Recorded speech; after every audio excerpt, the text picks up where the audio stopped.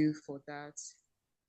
So good morning, everybody. Good morning, ladies and gentlemen. Good morning to our partners and colleagues and some of our friends that are signed on here. So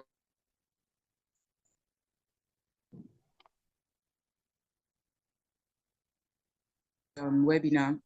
So thank you all for taking out the time to be here.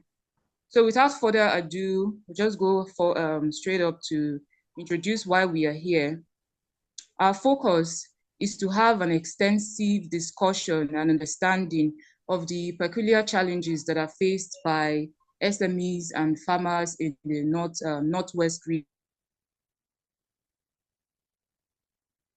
So with this in mind, the aim is to be able to come up with solutions to these problems that we identify, and also to come up with a way across these challenges and hurdles.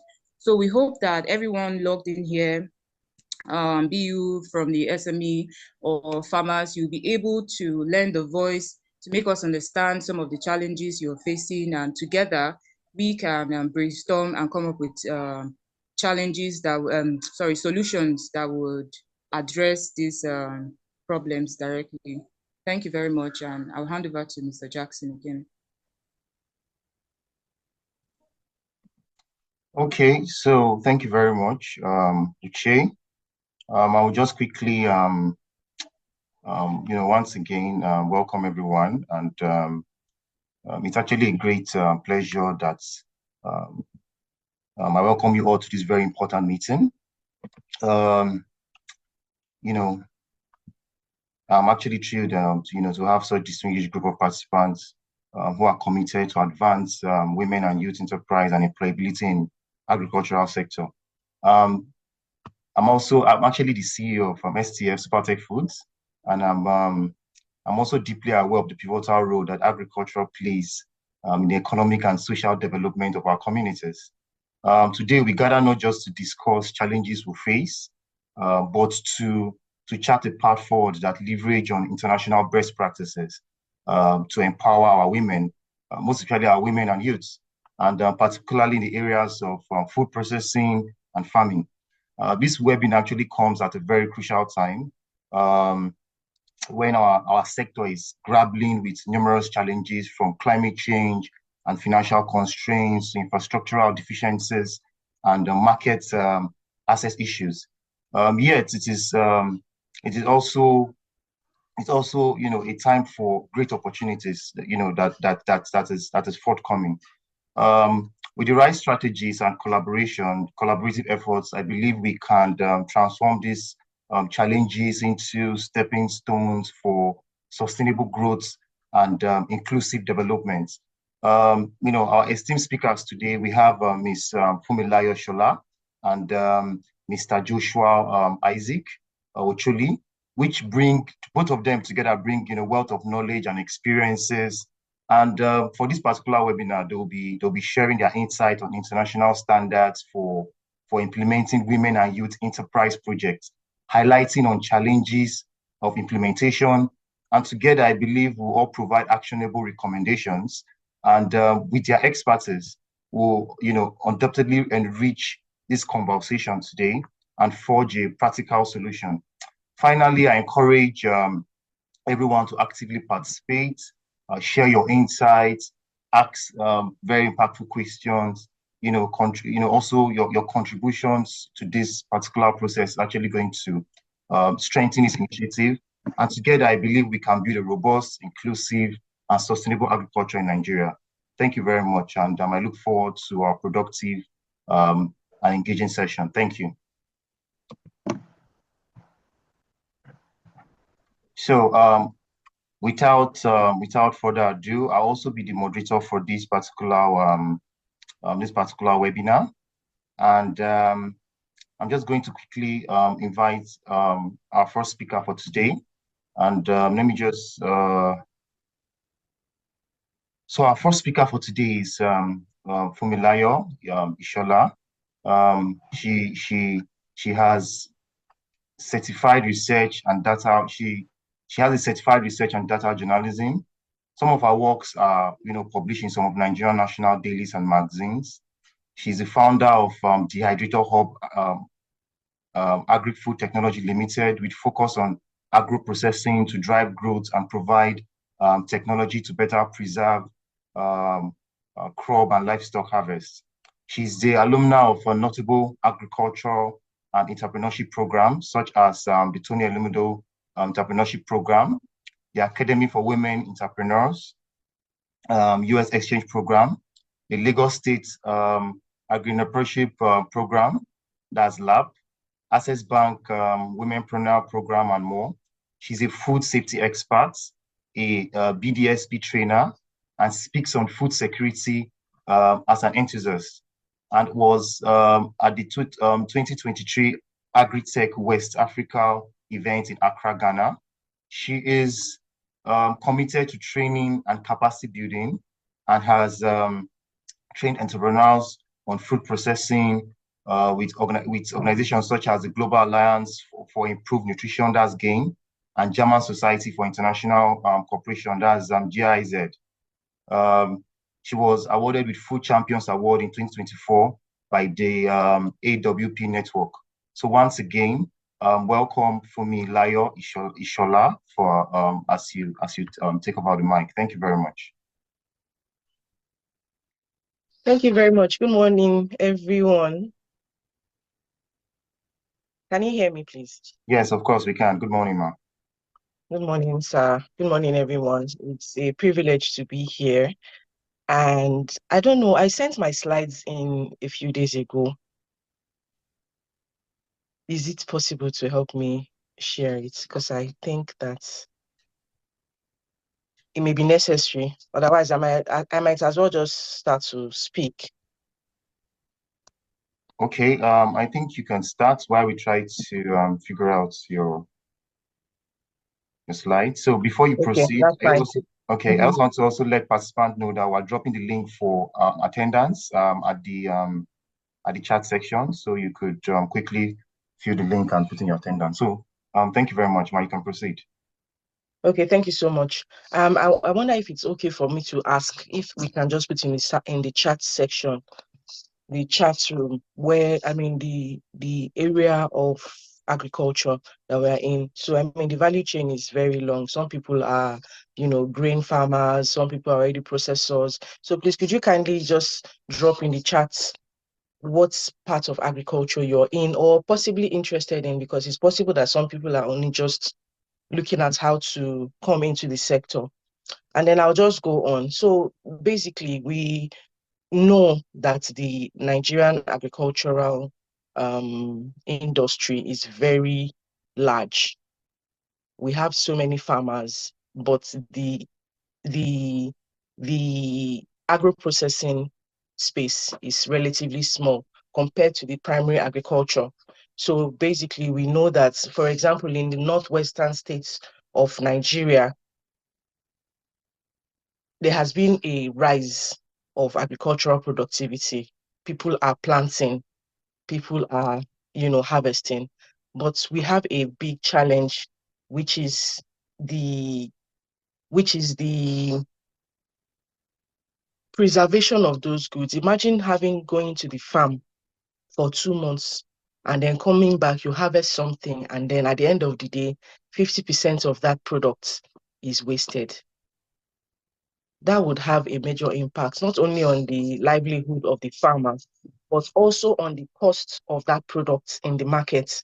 So sometimes we don't even need to go far to find out why food is expensive in the market, because obviously the farmer has to make some money, right?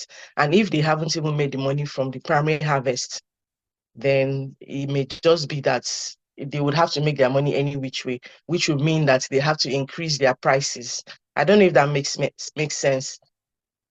So basically, we know that according to data in Nigeria, agriculture has consistently remained a cornerstone for the Nigerian economy, contributing over 20%. I think it's about 24.2% to the GDP as at 2023, as reported by the Nigerian Bureau of Statistics.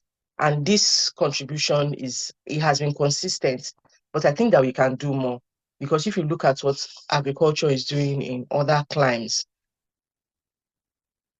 they are adding more value to the economy, and then because of that, their economies are more advanced than ours. And despite this contribution, we still have a lot of challenges, and those challenges are so many and have necessitated a sustainable solution, or rather many sustainable solutions, because it's not just one, right? So some of the challenges that we know, and if I miss something out, you can also put in the chat just so that everyone can learn from you as well. But I know that the challenges we have, number one, limited access to finance. Many farmers want money to maybe buy, whether it is combined harvesters or even to just mechanize their farming process, because I think that's the first thing first. And then we have challenges of infrastructure. Many people cannot afford the financing. Is either because they're asking you to bring your grandmother's leg, or ridiculous high interest rates, right? Infrastructure in terms of poor road networks. For me to carry products from the other day when we were in Nasarawa to do some training, we're coming back, and I just saw on that road, that road is supposedly good, but we saw a big trailer turned upside down. It was carrying oranges. Now, the farmer who owns that big trailer of oranges has lost something, because I doubt that they would have been able to come and get those oranges before the hot sun would have impacted the quality of that orange, right? So you can imagine, and there are different things. It's not just that oranges, not just oranges. I mean, even during harvest, a professor in Kaduna was telling me there's the tomato glut. They're harvesting, and then by the time you go closer to the farms, he says that you will be smelling the smell of tomatoes already rotting. I mean, why can't we have? Okay, those are the challenges. When we get to the solutions, we'll talk about that. So yeah, those are some of the challenges. Huge post-harvest loss, right? And then I'll just go. I'm looking at my slide because we haven't been able to share it yet. So I'm just going to go through it quickly. And then we lack technology. Everything is being done manually. In Nigeria today, we shouldn't be using hoe and cutlass. We shouldn't be using hoe and cutlass. Why are we using hoes and cutlasses when we can mechanize our farming? Then also the weak value chain. To be able to get that product from maybe Kaduna to, say, Ibadan, for example, it takes a lot. You will hear that, because, for example, in Lagos, we've been doing mango from Benue for about 4 years now. When the mango is in season, there's a particular species that we like to buy. And when we buy it, we freeze for the whole mango season, I mean mango off season, so that we can still sell to our customers who are businesses as well.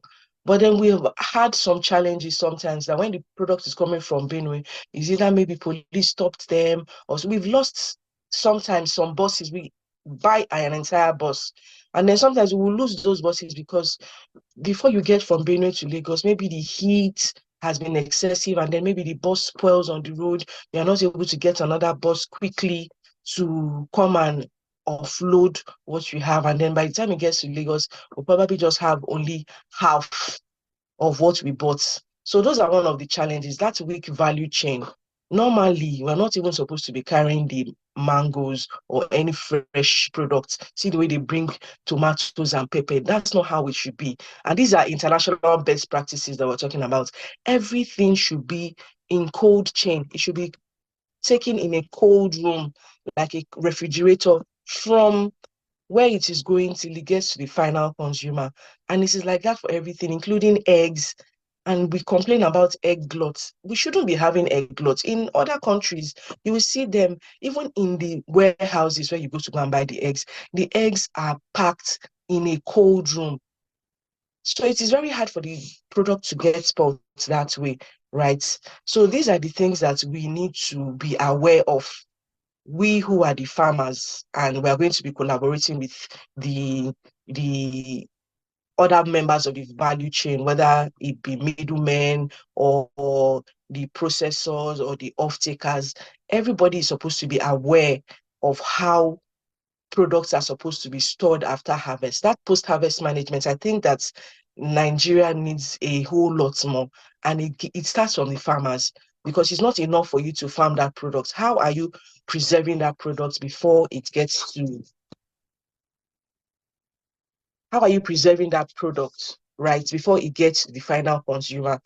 It is a responsibility that all of us are supposed to be, aware of. So that's that. And then I'm just going to go quickly to some of the key policies that are relevant for the food processing sector, because unless you know, you would not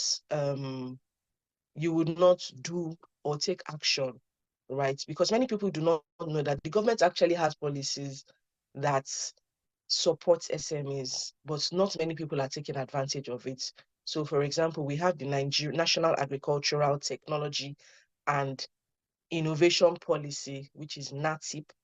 It is valid from 2022 to 2027. We're in 2024, and I'm sure that there are many people who are yet to know about these policies. And then the policy aims to transform Nigeria's agri-food system by promoting the use of technology and innovation in agriculture. So, I mean, it focuses again on improving productivity, enhancing value addition, and creating a conducive environment for agricultural businesses. Value addition, that's what we've been talking about. We have been talking about technology. I mean, the other day again, I can't remember where we were, in the north, where they were producing gari. That gari was being produced, it was spread outside on the floor. That's cockroach or bush rats or whatever it is can just come and climb on it. And then by the time it dries, somebody packs it. And this was a very, very big company that is into cassava value chain. Why are we doing that? Why? Because hygiene is one of those things that prevents us from being able to produce global standard foods, or foods that are, globally accepted. International best practices, hygiene is number one, food safety, because somebody can eat that food and get sick. It is, I don't know, I think that we really need a lot in that hygiene part, because most of the food that is coming, that is, produced in Nigeria, comes from the northern part of Nigeria.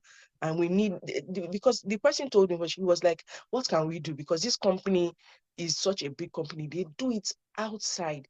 How can you produce food for commercial use, even if for your own personal use? For me, in my company, I tell them, I say every home needs a dehydrator. A dehydrator is a small machine. It can be small, it can be big. A machine that takes away the moisture from food and preserves it and extends the shelf life. So I think that every home requires a dehydrator. Again, back to the challenges. We do not have constant electricity, right? Those are one of the challenges that we have. Those are one of the things that we require solution for. I'll just briefly go over the other key policies that are available in Nigeria. The SAPZ, which stands for the Special Agro-Industrial Processing Zones Program. It is to attract private sector investments in the agro-processing industry by creating designated zones with infrastructure and incentives for businesses. I think that one is just about to kick off, because I remember speaking with somebody from the African Development Bank earlier this year, but they are seriously working on that. There's also the Presidential Fertilizer Initiative, which aims to make fertilizer more affordable and accessible for farmers. And it involves the local blending of fertilizer to reduce import dependency and create jobs in the sector. And I think it is not only fertilizer that we need to reduce the import of. We need to also reduce the import of a lot of things. So many things. I know people have been saying it a lot, but we cannot stop saying it, that we have to be a productive economy. We have to be a producing economy, and we need to stop importing everything. We have so much in Nigeria, and it's sad that we are importing so much. I mean, if we're exporting, but again, how do we export if we are unable to meet the standards? Number one thing is standards. You must meet standards. You must meet standards. And it's not enough to just get the NAFDAC number or FDA number, because those things don't work of themselves. You might get your NAFDAC number and paste it on your wall, but the paper is not going to do the work. You have to have a culture in your organization, a food safety culture. Everybody has to know that, oh, you have to wash your hands, you have to wear gloves. You know, I see things online, people come up and say, oh, we are export company, we do this, and they are showing me these things with their bare hands. You are taking a commercial product with your bare hands, no gloves. No, sorry, you are not export standard. Yes, you might be doing what they call briefcase exporting, but if you're going to do proper exports, then you need to do the right thing, because by the time they take those products and actually take them for testing, it will not pass. And you can only do briefcase. You won't be able to do container loads. Imagine you as a farmer, you have how many hectares of product? Is it briefcase export you want to be doing? No, you want to do it big time. And if you want to do it big time, you have to do it well. I'll just quickly skim through because we have limited time. The Anchor Borrowers Program is a credit facility provided by the Central Bank of Nigeria to support smallholder farmers. It also links farmers with agro-processors who provide inputs and offtake the produce at harvest, reducing the risk for both parties. So, I mean, it makes sense. Me as an agro-processor, if I need to maybe produce yam for export, I can just come to you as a farmer and say, oh, can you produce 10 hectares of yam according to this specification, blah, blah, blah. And I think it makes sense for everybody and reduces risk. So you know what you're getting and you know what you're doing. So some of the recommendations we have is for the development of the agri-food processing sector in Nigeria is there are a lot. Number one, we need finance, we need credit facilities that are low interest rates, and we need guaranteed schemes. We need funding in different ways. It could be there are grants, there's crowdfunding, there's venture capital. But again, we as entrepreneurs, we have to be ready. Many people are not ready. For example, do you have records? Do you have records of what you have done in the past? Do you have records of where you're going? Have you done a forecast of your business? Because these things are important. I cannot, as an investor, come to you and ask you for your records and your business plan, and you don't even have a business plan. If you don't have a business plan, then how do you know that you have gotten to where you're going to? Because you don't even know where you're going to in the first place. So, I mean, those things are important. Best practices, international best practices require accountability as a business person. And then another recommendation we have is the infrastructure development, which is where we come in as the hydrator hub, because what we have been doing is to provide machines, food processing and packaging machines. So we either procure, we fabricate, we provide that as a service, but that's where we fall in. And we also do trainings to make sure that you're not just buying the machine, but you know how to use the machine in the right way, right? So we have to focus on rural roads. The roads in the hinterlands are so bad. We need electricity, we need irrigation, we need to establish clusters of shared facilities, because I mean, not everybody has the money or even the time to run a machine. Imagine if, for example, there's a sweet potato farmer here and you can actually get a place where you just go in there and say, oh, I want to come and process my sweet potato. And you just go there, you have the machines there, just bring your sweet potato and possibly your staff, and you get your product done. Who doesn't like that? That's a shared facility. And I think that we should have more and more of that. Of course, at an affordable rate, right? So those are the recommendations that we have, infrastructure developments, and we also encourage public-private partnerships, where we can have digital platforms, we can promote sustainable practices. This hygiene, I cannot stop talking about it. We need to, every farmer and every food handler should have a food handler certificate, because with that food handler certificate, you know what it is you're supposed to be doing. Even as somebody in the farm, for farmers, we need them to have good agricultural practice certificates. You don't just splash fertilizer, insecticide or pesticides on the food, because you have to also consider the health of the people who are going to be consuming your food. And that's why Europe doesn't take some of our products from Nigeria, because they are filled with pesticides, and those pesticides are harmful to humans. So you have to consider your fellow human being beyond what it is that you want to get out of making money. It's beyond making money. It's about caring for people. It's about actually adding value, because adding value means that I'm not going to get sick from eating your food, right?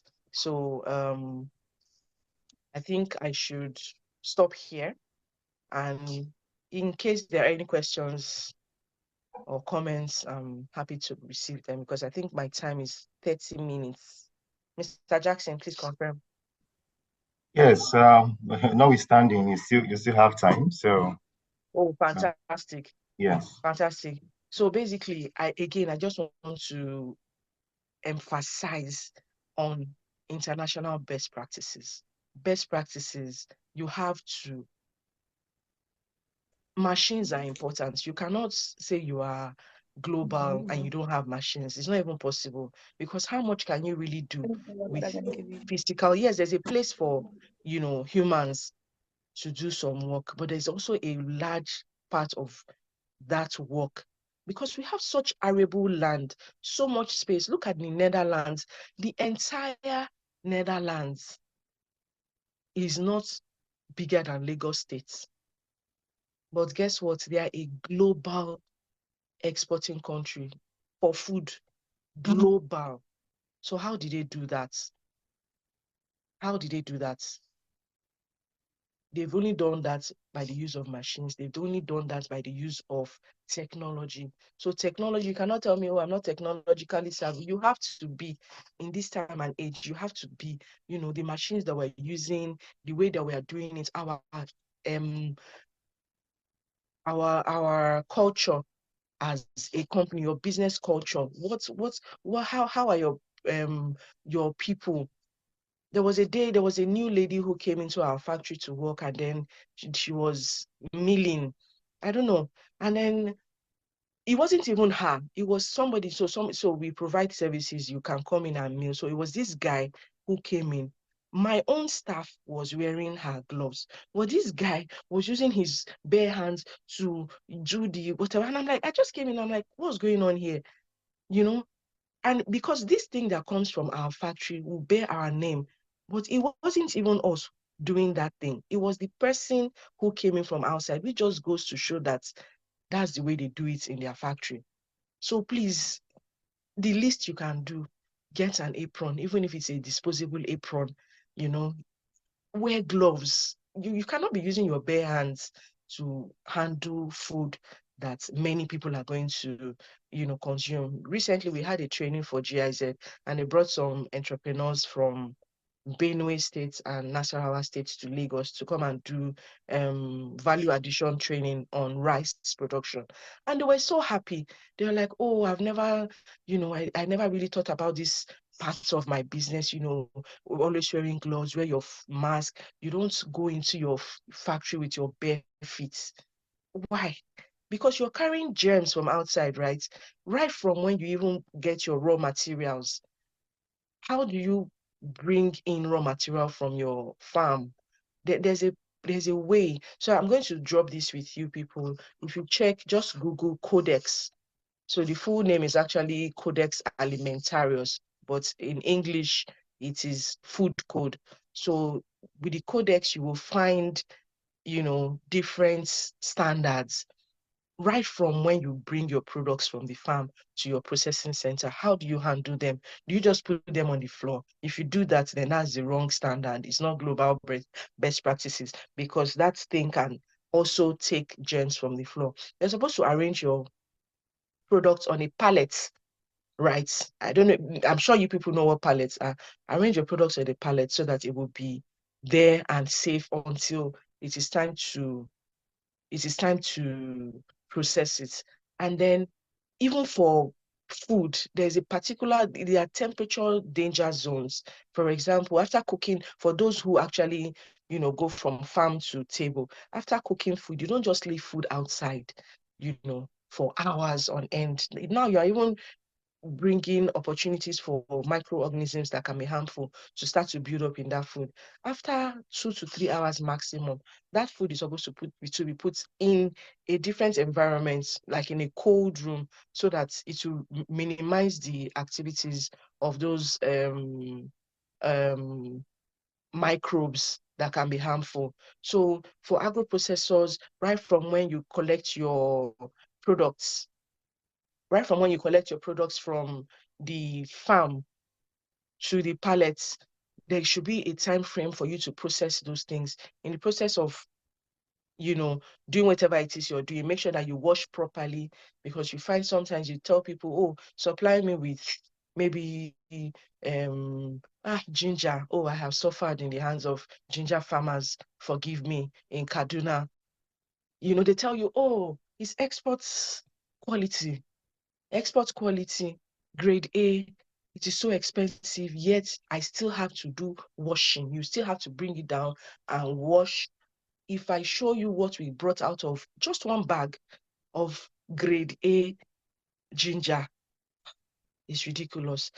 And I'm like, why? Is it that we don't just care? We have to care, because if we don't care, we're not going to move forward. Why are we importing so much? Because we trust the standards of those things. If those things were making us sick, we're not going to be importing them. But we trust the international standards so much, but we cannot even produce for our own selves. And in case you didn't know, I'm sure you know, Nigeria has like one of the highest rejection rates.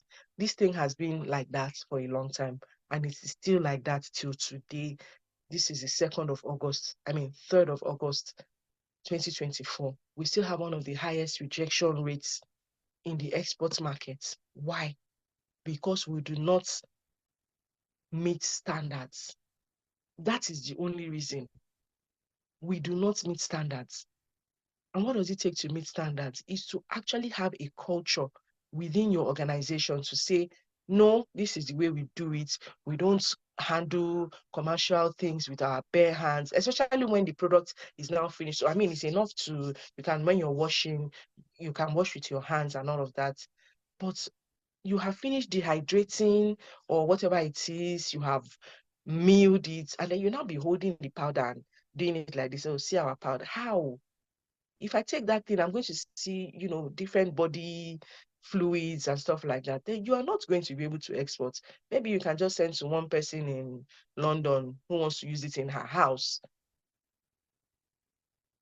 And it is because of this that we are not even getting enough from the global markets. I mean, one Lebanese in the UK will just tell you, oh, that I can only pay. I was trying to talk to a processor the other day. I said, oh, how much are you going to give me yam flour, 20 kg bag? And she said, oh, it's 63,000 naira. And then I went back to this person and I said, oh, this is the amount for. And then he says, I'm only going to pay 26 pounds. Please tell me how much is pounds? Maybe 2,000 naira per one. And that's 50 something thousand naira. How can I buy something at 60 something thousand naira? And you expect me to sell it to you at 50 something thousand naira? We're not going to make any profit that way. But because they know that Nigerians, and you are going to have to deliver that thing to them first before they pay you. So now you now see, even when people are abroad, you see that they have low grade products in most of the African stores, or those stores that are not exactly run by Africans or Nigerians. You see that they have lower grade because people are not, I don't know, people are not, first of all, they are trying to buy us for cheap. But guess what? If we didn't have anything, what are the Chinese doing in Kaduna? They are packing our ginger raw. We are giving them everything raw, and then they'll come back and give us ginger tea. Why can't we make our own ginger tea in Nigeria? There is this Gorontula I was hearing. I don't know what they're doing with it, but I hear that they are in Gombe. They are taking a whole lot in containers. So beyond the other thing that people say that they use it for, that chaff is supposed to be very useful for heart health. But Nigerians don't even know that. Everybody's just looking at the aphrodisiac part of these products. But it has other uses. But you can only get that use if you are adding value to the products. So I cannot emphasize enough. Since I'm supposed to be addressing agro processors, we have to be conscious about adding value. even and in the process of adding value, don't add more petrol to the fire by not keeping to the standards. The certificate you have in your factory will not run itself. It is human beings that make the certificate work, right? Because I see that people, they just want to rush. I want to have NEPC. I want to have, NAFDAC. I want to have SOM. And I think that we also need to come together as a body, because I'm not sure how it works in Kano and Kaduna, but I see that in the Southwest, there's a lot of multiple taxation. Because I don't understand why NAFDAC and Standards Organization of Nigeria are not coming together to give us one certificate that can work for both organizations, because they are both requesting for the same things. But you pay millions here and then you pay, another thing in that place. So we need to come together and form strong bodies. I think I'm out of time already, and I would just like to stop here and say that I wish everyone all the very best. Please remember to stick to global best practices and inculcate hygiene in your processing. Okay, I can see Uche has her hands raised. Please, you have a question? Kindly unmute.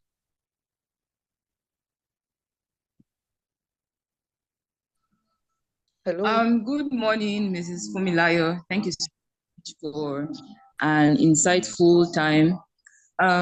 Yes, I have a couple of questions for you. Yes, So I know on behalf of some of our SMEs that are here, we have among us those who have started processing, and I'm sure there are some people who are still looking at, oh, how am I going to start? How am I going to do this? So there were some key points that you mentioned that I was hoping that you would help provide more details, probably in the chat box. I know you mentioned something about codex, and some people will be wondering, oh, I'm just hearing this for the first time, and how do I even go about it? So if you could help us with a link to that in the chat box. And then also, Ma, yes, please. would like to know on behalf of some processors here who have not gotten their certificates, what food handlers programs or food handlers program. Can you hear me? I think, is Uche still there? Yes, she is, but I think she's having little Network. network Okay. challenge. So I think you can Okay. proceed to start answering some Before she questions. comes back, I'll just answer the question. So I already put it in the chat box. Codex Alimentarius. Just put it on Google. It will give you. So they are different. They keep revising it. Uche, you're back. Please continue.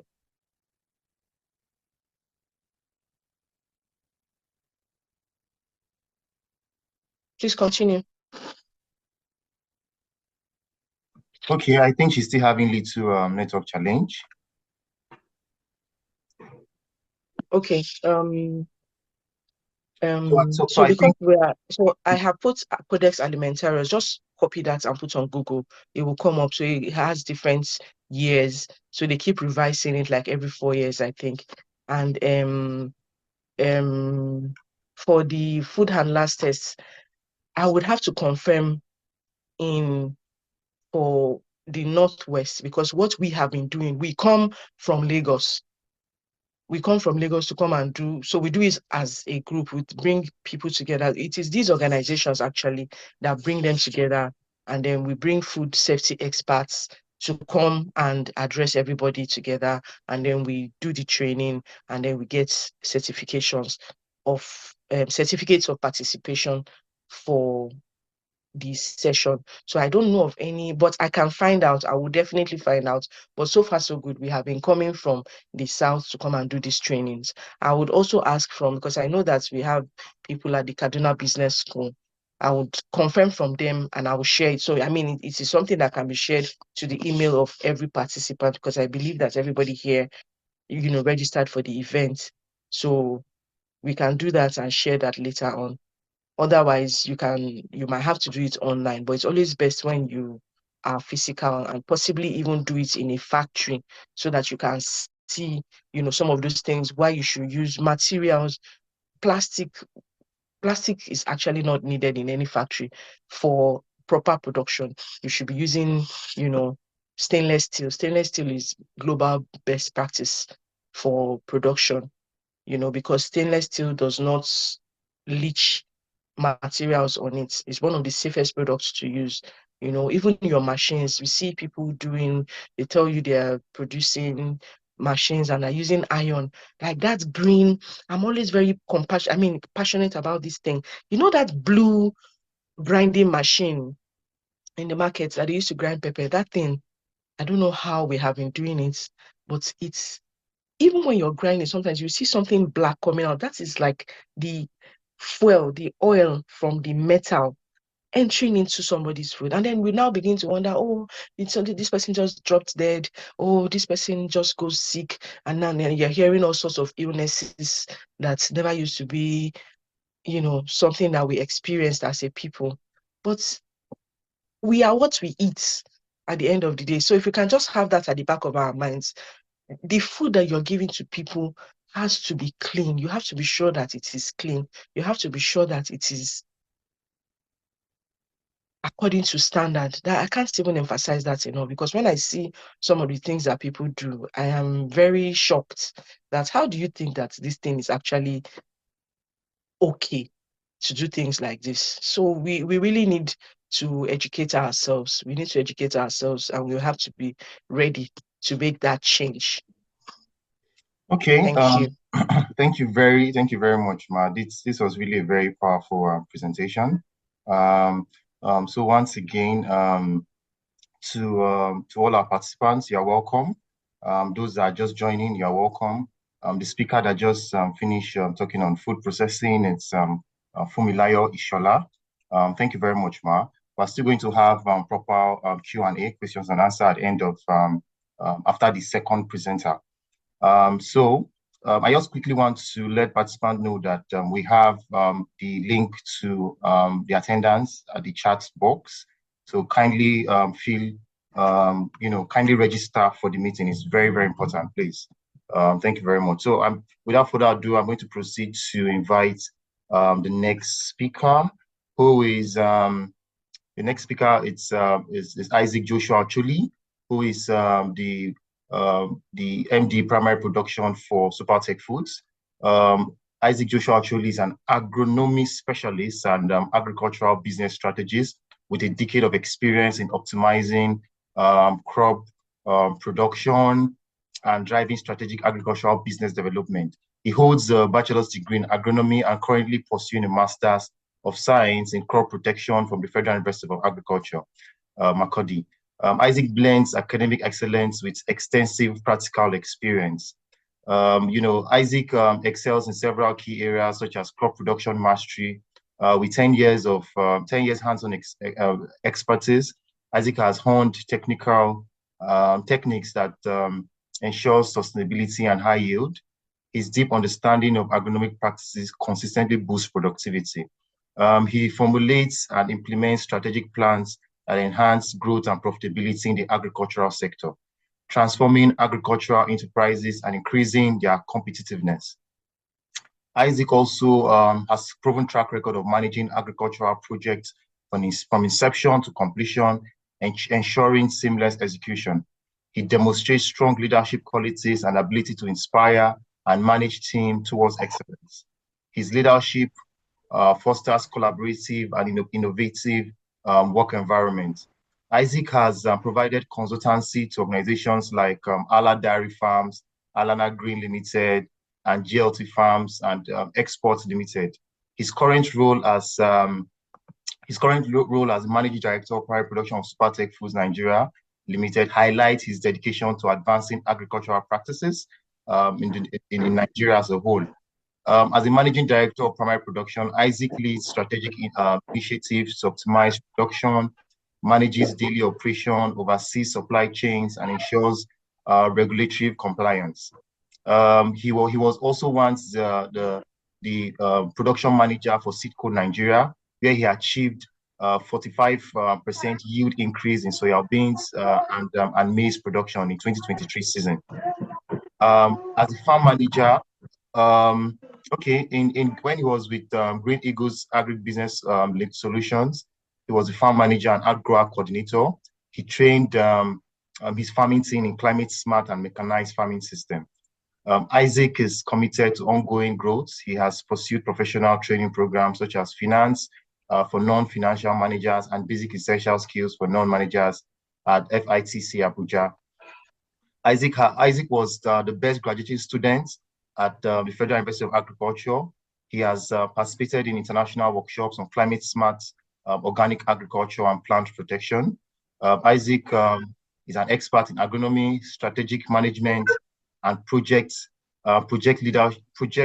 leadership that makes him a valuable asset in driving innovation and success in the agricultural sector. His commitment to sustainable agricultural development significantly impacts communities he has served, and he's intending to take his impact to Nigeria and Africa. Thank you very much, and welcome, Isaac Uchuli. I'm actually blushing as you try to read so much profile. Good morning, Jackson.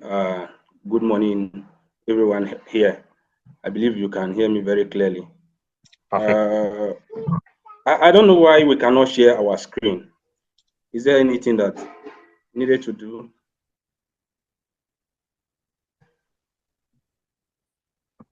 They say you have disabled post disable attendee screen sharing. Is there anything we can do quick so that we can be able to share our screen?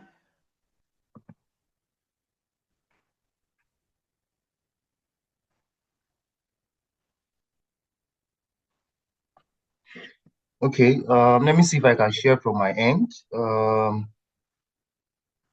Right.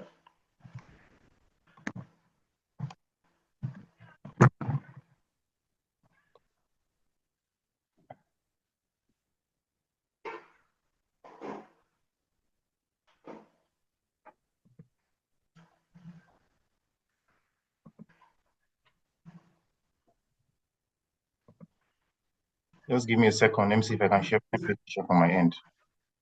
Please do that, please. Okay.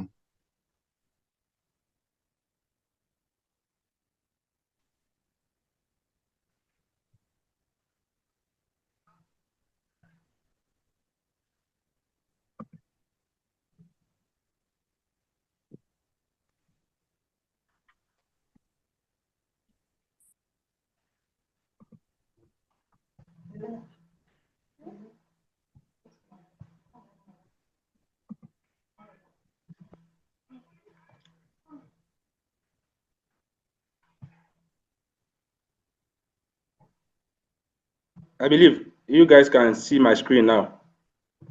Okay, are you sharing? Can you see it? Yes. I believe it's shared now. Yes, it is. Yes. All right. Good morning, guys. Good morning, everyone in this seminar. I've been given. I want to appreciate the host for the privilege to share an insight on this very important topic. Nigeria agricultural challenges, best practices, policies, and recommendation. It's actually I see it as a very it's high time we discuss issues that bother us as farmers. I'll be speaking from the perspective of people that deal directly with the soil. I believe we have so many of us in this forum today, and for processing to occur, there must be a primary production. So for us, we are dealing directly with the soil. So what are the basic challenges we are facing as a country or as farmers in Nigeria? In my slide here, you could see so much challenges.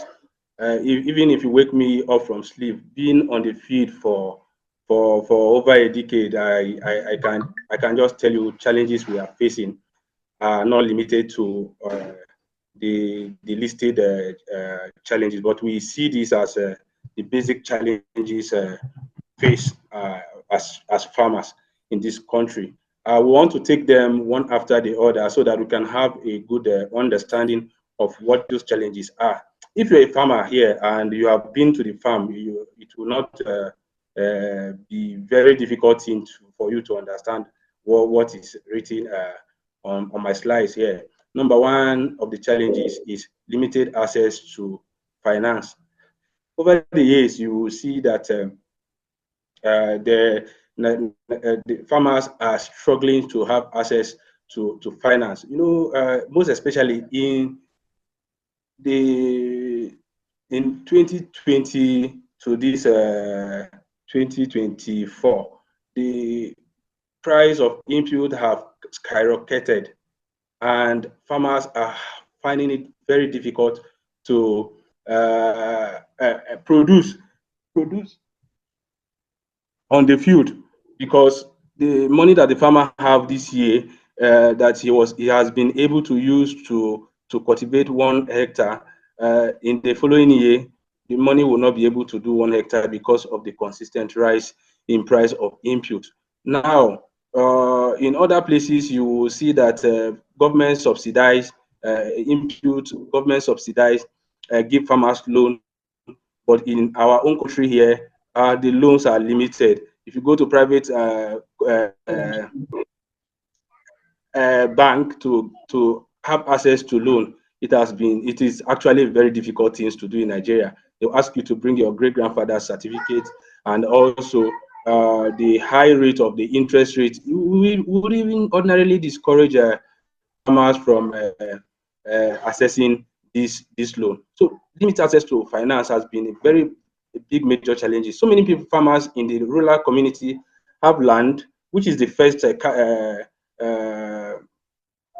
first things that would be considered for production, but the financial ability or capacity, to be frank, is not there, because their money keep on reducing year after year due to some policies, government policies, and also naira devaluations that's affected their purchasing power. So it's actually a major challenge, and it's something that needs to be looked at.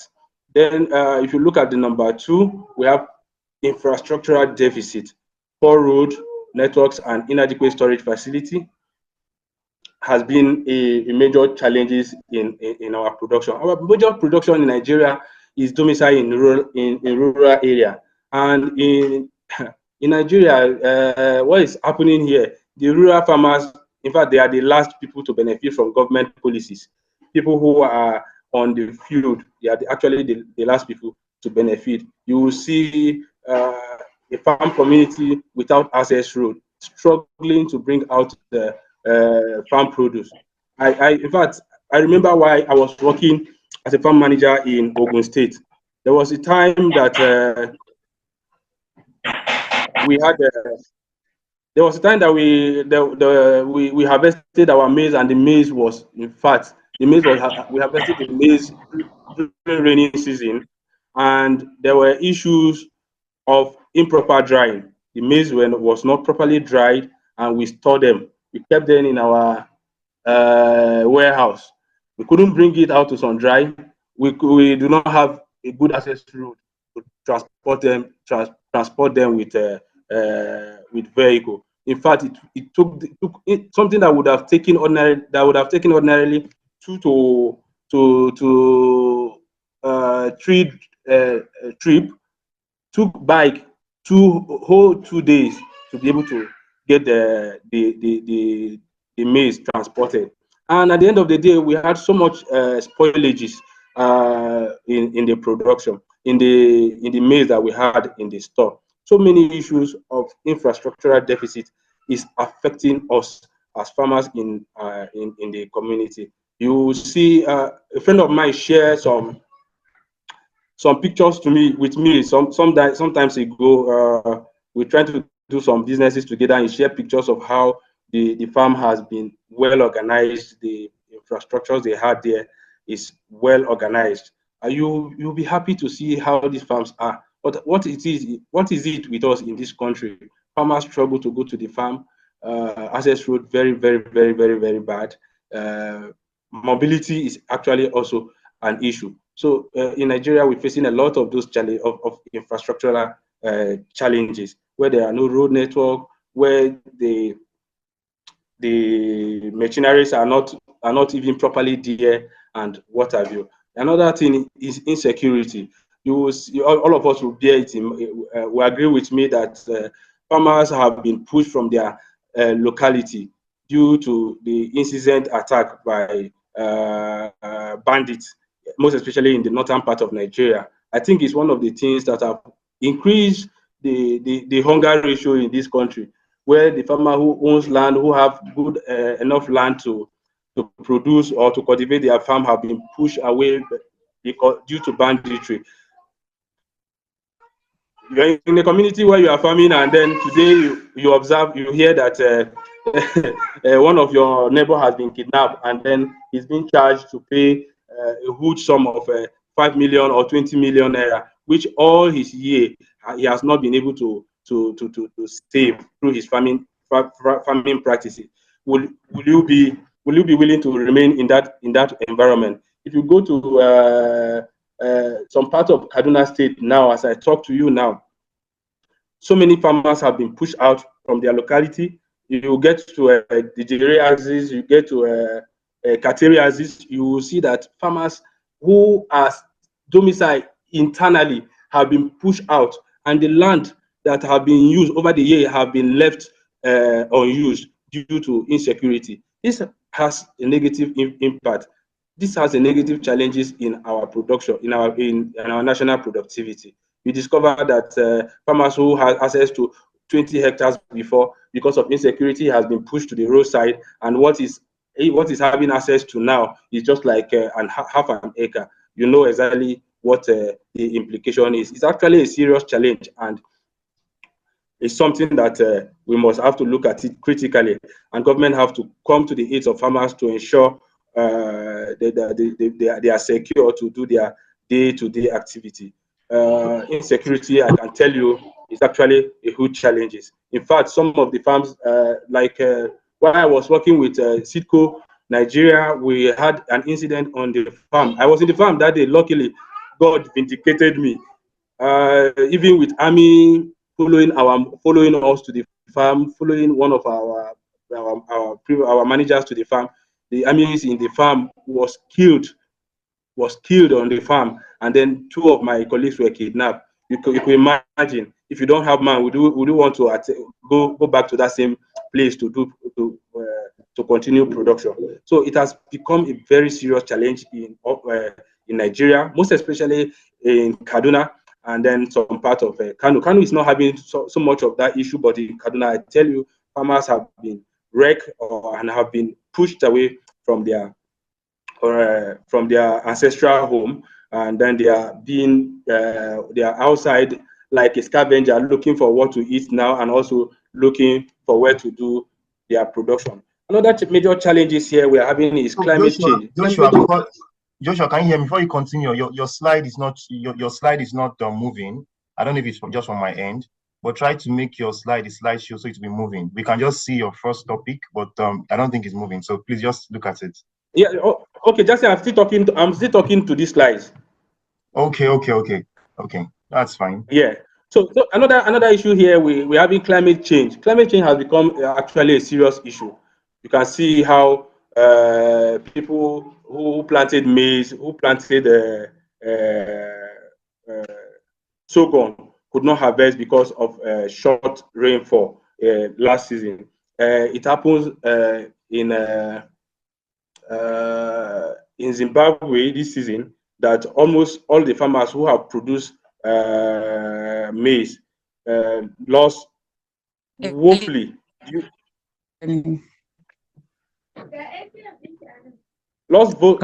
due to climate change impact. Rain ceased to fall when the farmers are seriously expecting rain. And then in some other part of the country, you can also observe that there's so much of flood. what they have put on the ground. Excess rain came and wiped them out.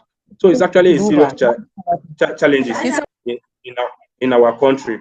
Farmers have lost so much of their investment due to the impact of climate change. Yes, there are global best practices that handles this, but for us as a country, or the peasant farmer in our country, we still lack facilities that will mitigate against this climate change. Yes, we are having so much classes and also lessons and lectures on climate change impacts on our crop.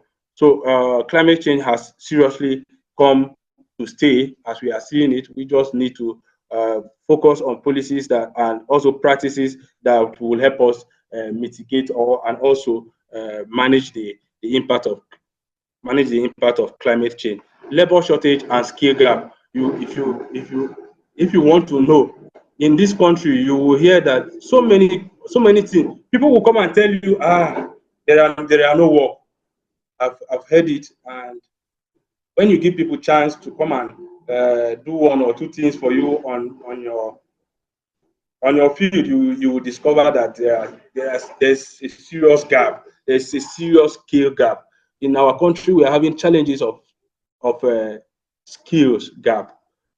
Why am I saying so? We've had a graduate of agriculture in Nigeria who doesn't even know how yam is being planted or harvested, or whether the yam goes come as a root crop or tuber crops, or whether yam is plucked like mango. So many people have been in that class before. I've been in a situation where somebody who is a graduate, postgraduate of agriculture, who doesn't know exactly what is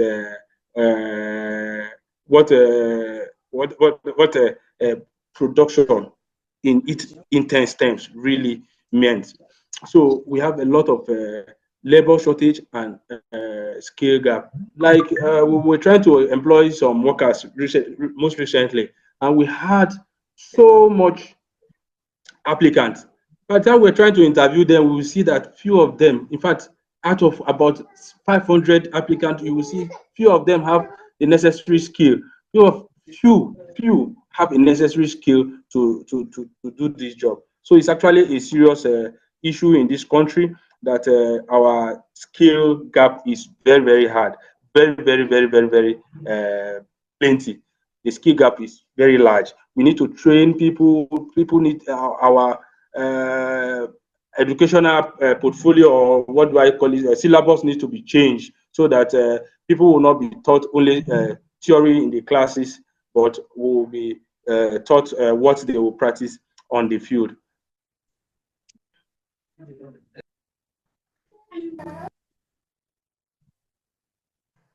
Now, we have seen basic challenges we are having in this country. We have seen things that affect our productivity and our production as a country. We will want to see international best practices. How is these things that we are struggling to do in this country done in other parts of the world?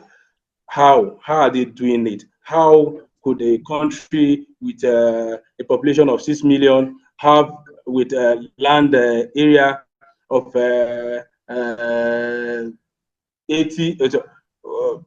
5,000 to 20,000 square meter be able to feed themselves and also export agricultural produce in large quantity? How have they been able to do it? Many of those countries practice what they call climate smart agriculture. They practice climate smart agriculture. They are sure that they are not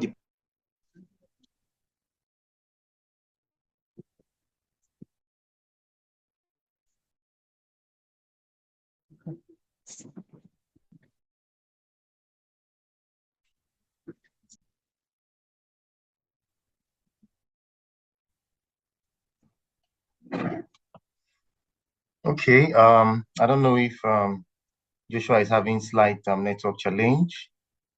I don't know if another person can hear me. Yes, I can hear you. Okay. So I believe Joshua is having a little network challenge. Let's just give him a second, and I believe he's going to come back online. Okay.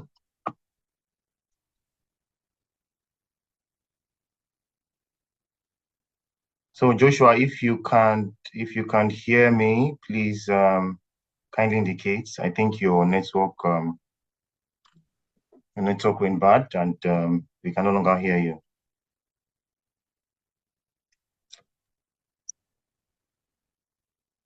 So I believe so far this webinar, this MasterCard consultative webinar has been very, very impactful. So while we wait for Joshua to come back on, I think I'm going to invite Shola. Joshua, please, if you are back on, just let us know. I'm going to invite the second speaker to come up with her questions. The questions you have, so we could start our participatory section. The questions she asked, so we could get feedback from our participants too. Femilayo, I believe you have you're ready with your questions.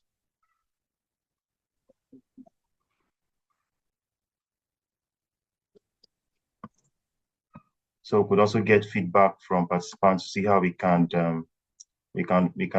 forge a together we can forge a path as regards recommendations and best practices we can put forward moving forward and challenges we face across our various locations.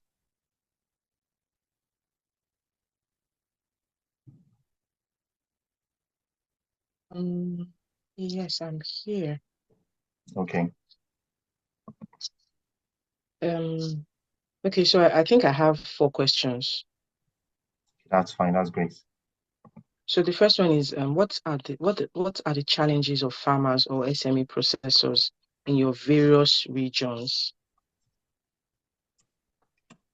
And I think we need to hear from the participants as well, because there's nobody who knows your business better than you do.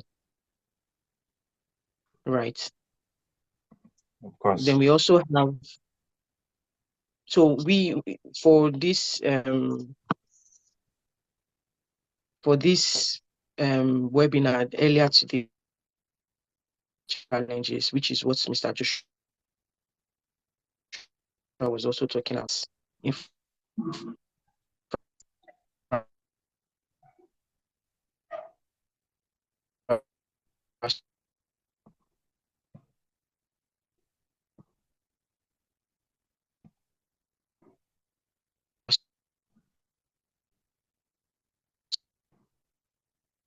Structure, youth and women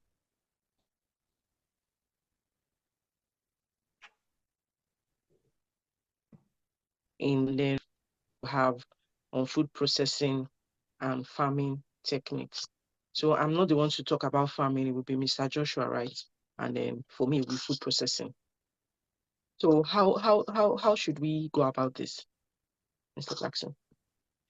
So participants that want to bring forward, that want to participate and ask questions or give feedback, I think they can just indicate by raise of hand, then they can speak. Are you with me? I can hear you. Okay, so I think participants that want to make recommendations or give feedback, or they could just indicate by raise of hand and they can proceed to speak. Okay. Yeah. So I should just wait for somebody to. So I think you can proceed to ask your questions and let's get participants to. Yeah, so one of my questions would be that what are these things that they are facing? So maybe it is possible that we haven't even mentioned from when we're doing our own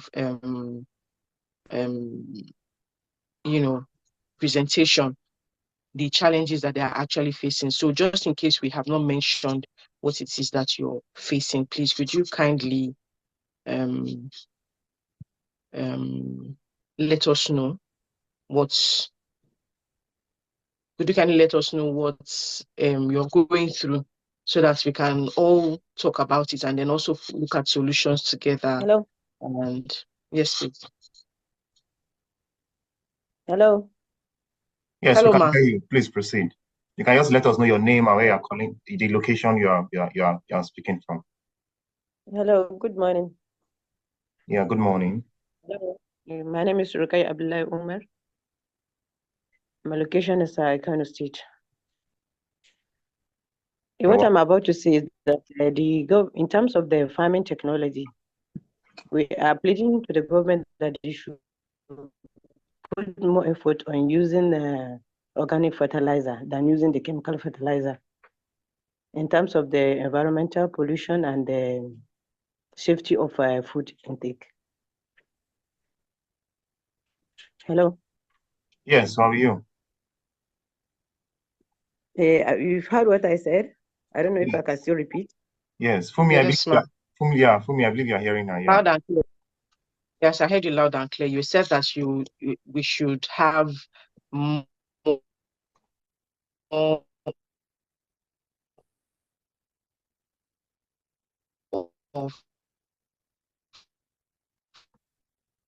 organic also, and this is where policies need to come in. I'm not exactly sure why the government is They don't have interest on it. Even we do the production, we do sell it to local farmers, but it seems the government has no interest on that at all. They prefer the chemical fertilizer, which is not the best. It's not the best really, because I mean, you all know that the healthier. Right. Yes, it's definitely healthier. And that's where we need to come together as a body, because sometimes when there's only so much people can do as an individual or a small group. So it is important that, imagine if we had like 2,000 farmers from Kano and Kaduna come together and say, no, we need to go to the government and we need to review this policy. People are not made for policies. Policies are supposed to be made for people, right? Very, very well. Exactly. So because the policies are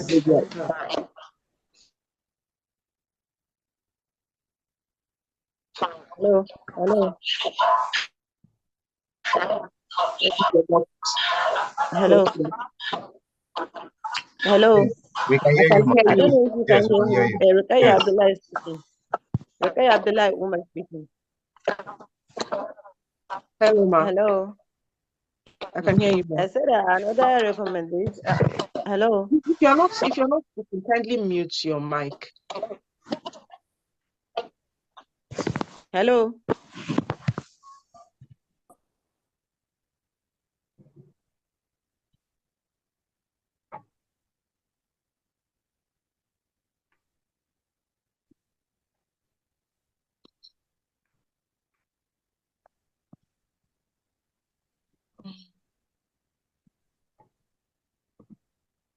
Hello, I think it's a network problem. I'm still back again. Rukai Abdullah Umar speaking.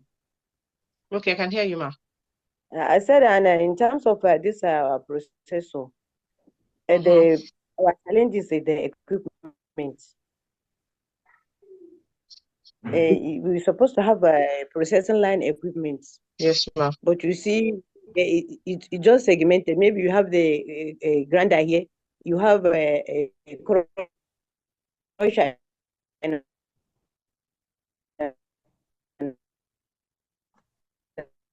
that place we have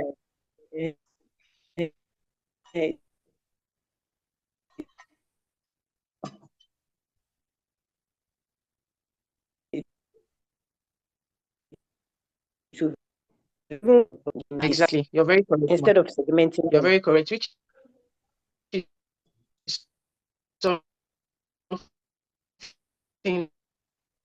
that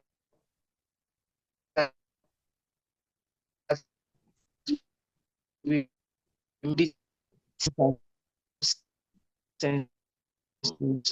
I mean, it's part of what we plan to achieve with our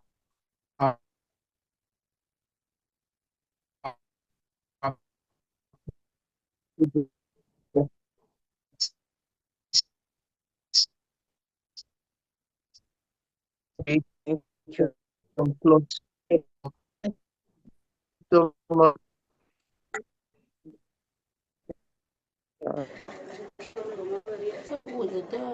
somebody else who has some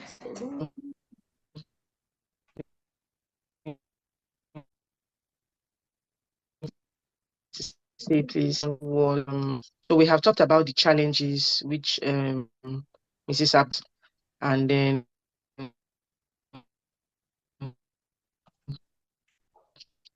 what are some of the skills that you have? What knowledge do you have in food processing, if you would like to share? And then what kind of knowledge you think you need?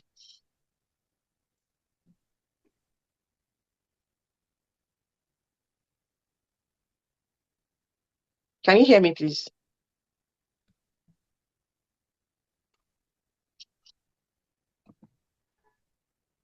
I wonder if you can hear me. Yes, we can hear you. We can hear you. Okay. So another question was, we have talked about the challenges and we have talked about some of the solutions that we need in the region. Like Madam Abdullah just said that we in her region, they require shared facilities, clusters, which is some of the things that we have mentioned and definitely going to be looking into, because it makes it more easier, makes it a lot easier for them to have all the facilities in one place, because I mean it will even reduce the cost. Imagine the cost of having to carry maybe a couple of bags of whatever products from the drying center, and then you go and mill it somewhere else, possibly go and pack it somewhere else.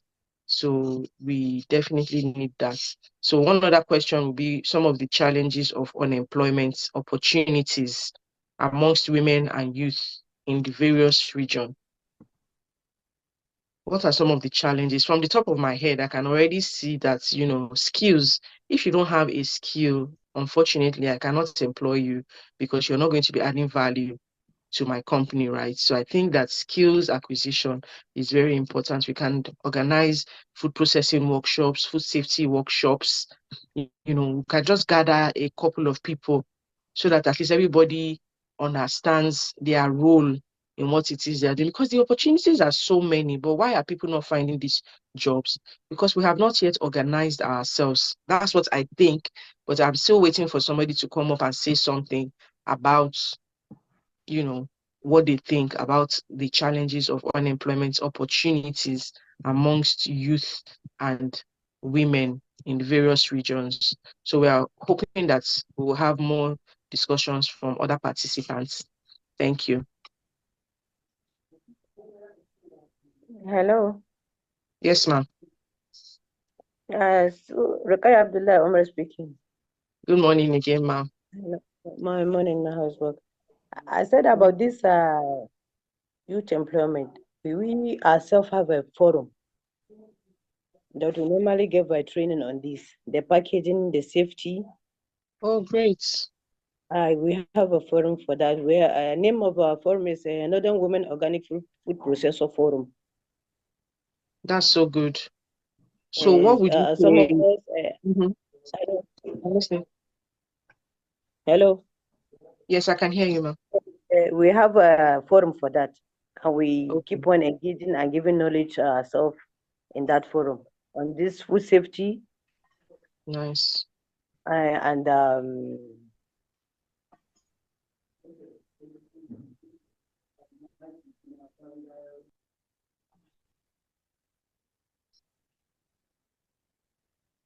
Hello, are you there?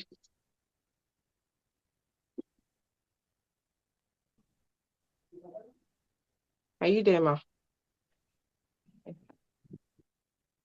I think I like that idea of the forum. Are you there, ma'am?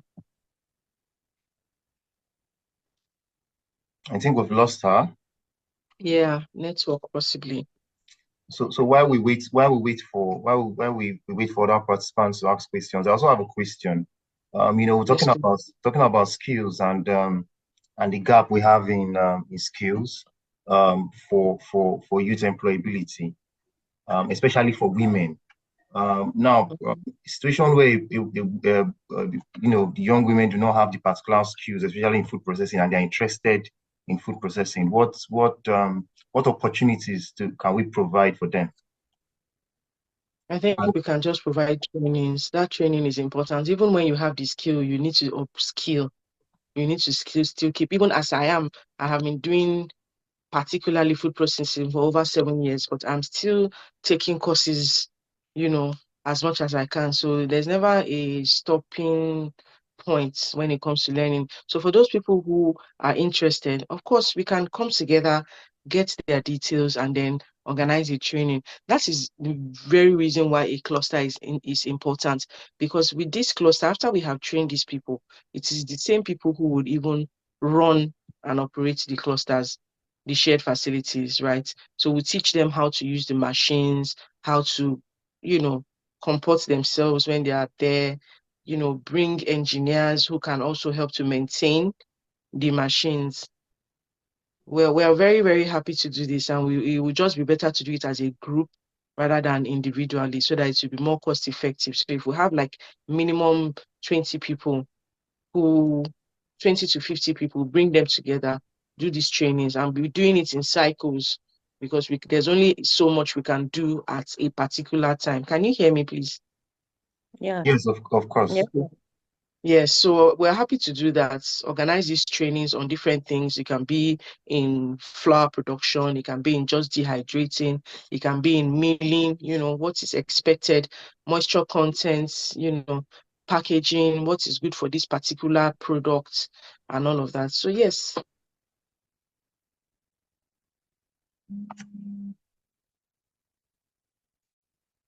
What we can do, and then we'll be able to do more as a team. Very well. That's great, ma'am. Thank you, ma'am. Hi, this guy. My network, I'm using it.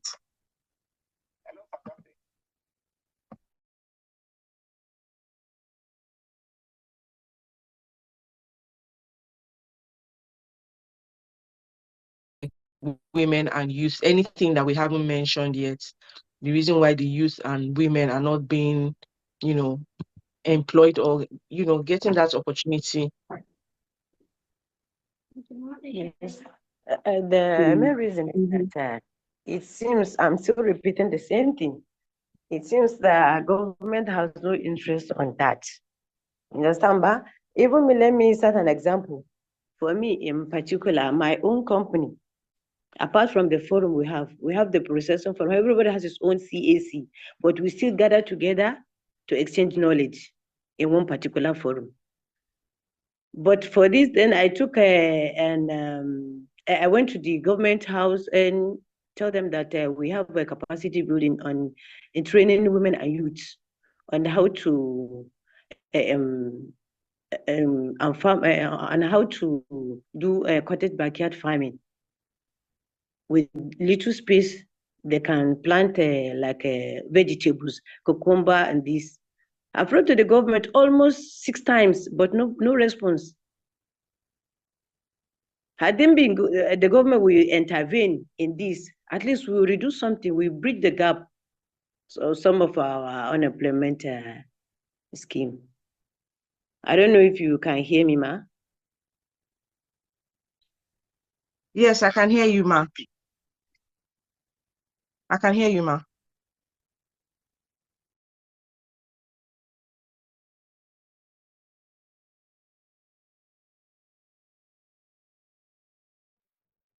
Can you hear me, ma? Hello? Hello? Yes, ma, we can hear you, please. Okay. I don't know if Madam Rukayat is done. But again, yes, I totally understand what she's saying. And I think that beyond government, that's where the private sector needs to come in, because we cannot always totally depend on the government, right? Because even in other, yes, government plays a huge role, and also there's a big role that the private sector plays. And I think there should also be more public and private partnerships, because sometimes if the government cannot do it, we can collaborate with governments to make it happen. We can't totally depend on the government, actually. So yes, thank you so much. So we can take Madam Uche now. Please go ahead. Okay, good morning once again, Mr. Fumilayo. Good morning So I have again. like two questions to ask. So the first one, I think I'll be asking it on behalf of some of our other processors here, especially the beginners. So I would like to know what's the minimum requirement, or rather the basic certification for food handling any processor should have before they even begin? Because I know you are emphasizing a lot about hygiene, handling food well, how it is very, very important and crucial to ensure that you have safe food out there to the public. So now that these people are all listening, just tell us, what do you think, which certificates are they supposed to have before they Okay, can even so get processing? Thank you. yes, I think it's a basic food handler certificate. Unfortunately, right now in Nigeria, we're not exactly regulated in that space where you say, oh, just click on this and you see food safety. But most of these things are done in private organizations. So there are different private organizations who charge about 35,000 naira to 50,000 naira for a basic food handlers food handler certificate. But beyond that, before you even start to do the certification, you need to go to the hospital. You can just tell them at the clinic, because that's also important. Apart from having the knowledge, we need to be sure that this person does not have tuberculosis or any of those communicable health conditions. So before anybody works in our factory, they do the test, just like before you employ a domestic staff. You know, those kind of tests that they will do. Communicable diseases. You can just tell them you want a food handler's test or you want a nanny's test. Some people call it nanny's test. So it has to do with typhoid, all of these things that can spread when you come in contact with a carrier of that condition. So the medical test and also the basic food handlers test. I know that there are some incubators, technology incubation centers all around Nigeria. I think they are in Kano and Kaduna as well. If you can go to your nearest TIC, I'm sure they should be able to give you some information on where to do the food handlers training near you. And if you don't find that, please feel free to come back again to the organizers and we can always organize something, right? But I'm sure that the TICs, which is the Technology Incubation Center, should have something. I mean, that's like basic before we now start going on to how to properly dehydrate or how to use the machines and all of that. We need to be sure that you have that food safety culture, food safety mindset. It Okay, will really help. Yes, sir. that's fine. That's great. So I think Joshua is back. So thank you very much for me. This it has really been very interactive and participatory. Thank you very much. So Joshua, we can if you can hear us, you can come back on board and take up from where you stop.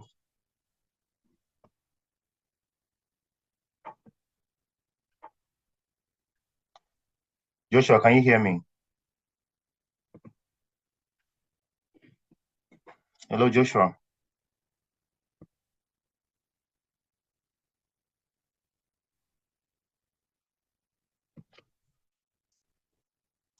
Joshua, are you still having network challenges, or you're fine?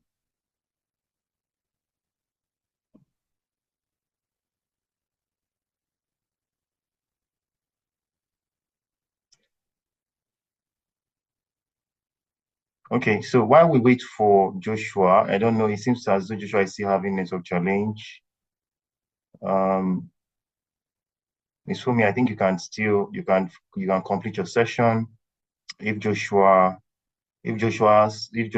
network is stable, he can just chip in or come in. If not, you can just complete your session and also probably also ask questions as regards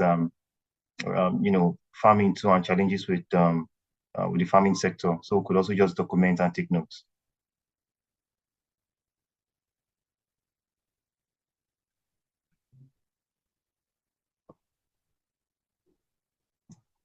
Okay, great.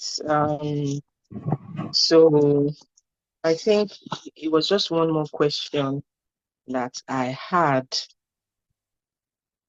before. Let me just go back to where my questions are. Okay, we're asking for what skills. I think it was the skills. What skills, what knowledge that you, sorry, just one moment.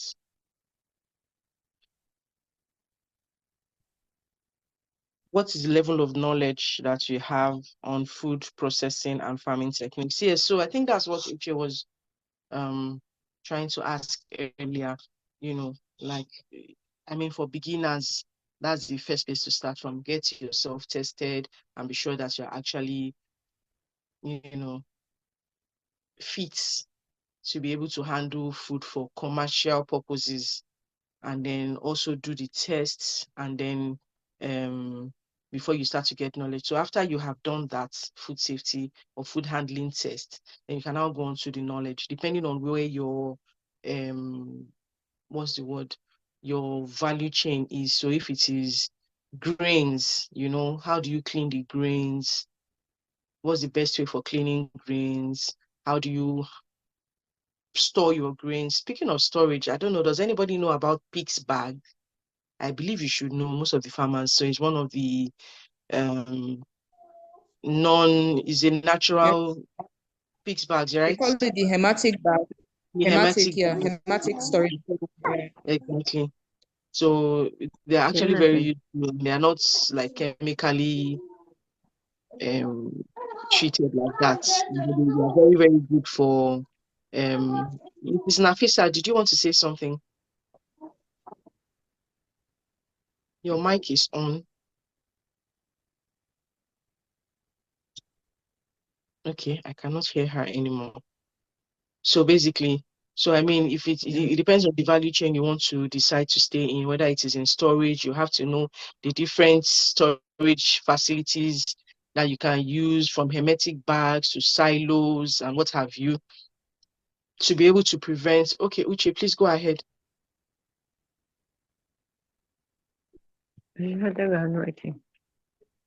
Okay, thank you very much. I have a second, I don't know if I should call it a question or just sharing a challenge. So when you want to have your, as a food processor, having your product certified by NAFDAC, there was a criteria they were giving us that, I don't know, in Nigeria here, how possible it is to meet up with such criteria. They were saying that for our raw material, we have to provide a backtrack data. That is, we're supposed to provide the data source from how that crop was grown, the farmer that farmed it, the pesticides and fertilizer and all chemical application schedule and quantity that was used back to so you have to get all this information and provide this to them, like the source of your raw material, everything, before they can, proceed with your NAFDAC processes. I'm like, in Nigeria here, okay, some of us don't even go straight to the farmers to uptake. What if the time when you just go to the market and buy your raw materials in bulk? How are you supposed to even get that data? From who? How do you start communicating that? So that's why I said I don't know if it's a question, or let me just share it in case somebody has information, or you can help us with how to address this issue. Thank you. You're welcome. I'm glad you brought that up because this is part of your SOP. I'm sure you've heard of the standard of operating procedure, right? So your SOP is supposed to be the process from when you source the materials. So right now, globally, traceability is a thing, is a big thing, because they want to be sure, especially if you want to start sending stuff outside of the country. They want to know where exactly did you get this thing from. And really and truly, even if you do not know where the farm is, you need to record it. We bought this product from Madam so and so at Kaduna Main Market, blah, blah, blah, blah, blah, blah, blah, blah, blah, blah. It's a record, her phone number and all of those things. It's important, actually. I don't know if there's anybody that is a member of SBN. SBN is the is from GAIN, the Global Alliance for Improved Nutrition. SBN is the business. Sorry, I'm trying to remember the full name. I'm a member. I'm trying to remember the full name. I'm just used to calling it SBN. Something business network. So they also do a lot of capacity building, and it will be good for entrepreneurs like you to be part of SBN, because things like this, you know, there's a lot of assistance sometimes, you know, to be able to maybe produce your SOP, because SOPs are important. In fact, every company should have. Please, I would like to know how many people have SOPs for their, whether as a farmer or as a processor. Do you have an SOP? Please, I would like to know if you can indicate by the showing of hands. We have 18 people in this room. Please, we have 19 people at the moment. Do we have people who have SOPs? An SOP is a standard operating procedure. How many people have SOPs?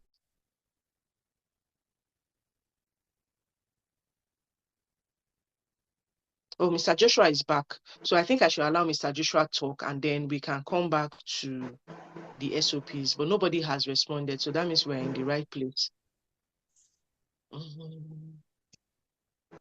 Mr. Joshua, please, over. Hello, Jackson. Can you hear me now? Yes, we can hear you. Yes.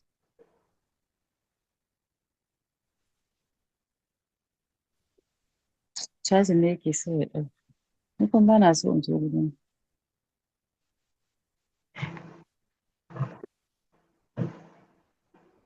So Joshua, we can hear you.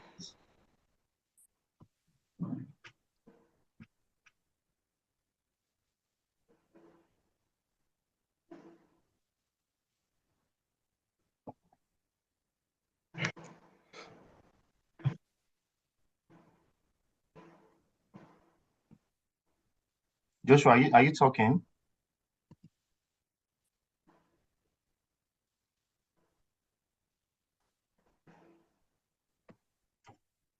Hello, Joshua.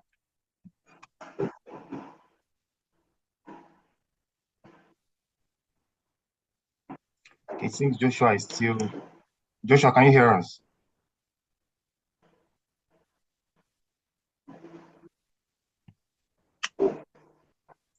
I think Joshua is still facing network challenge.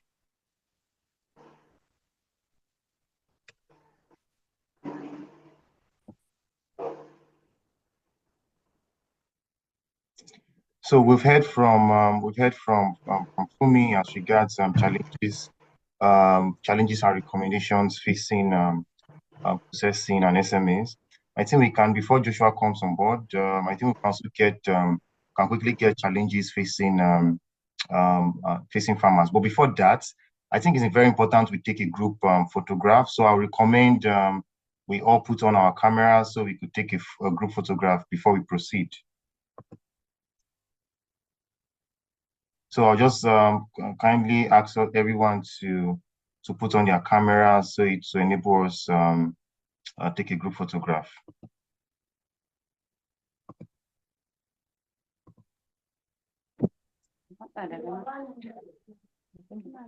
Okay, please, we can put on our cameras to enable us to take a group photograph.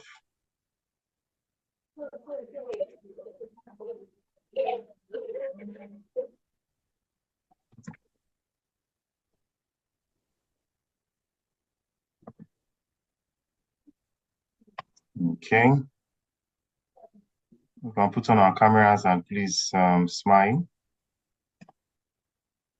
Okay, that's fine. A lot of us are yet to put on our cameras. We want to see your beautiful faces, please. Yeah, perfect. Let's see your beautiful faces.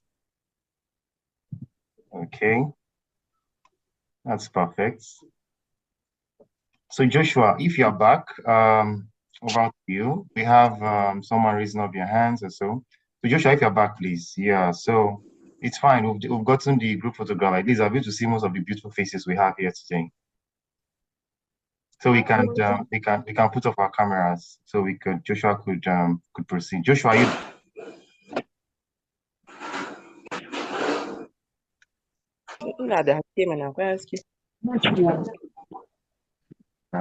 Joshua, are you opening?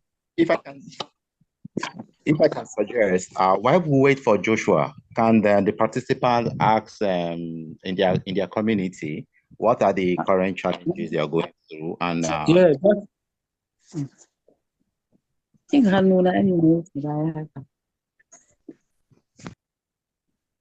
yes, Justin, I'm here. Can you hear me now? Yes, we can hear you. Yes.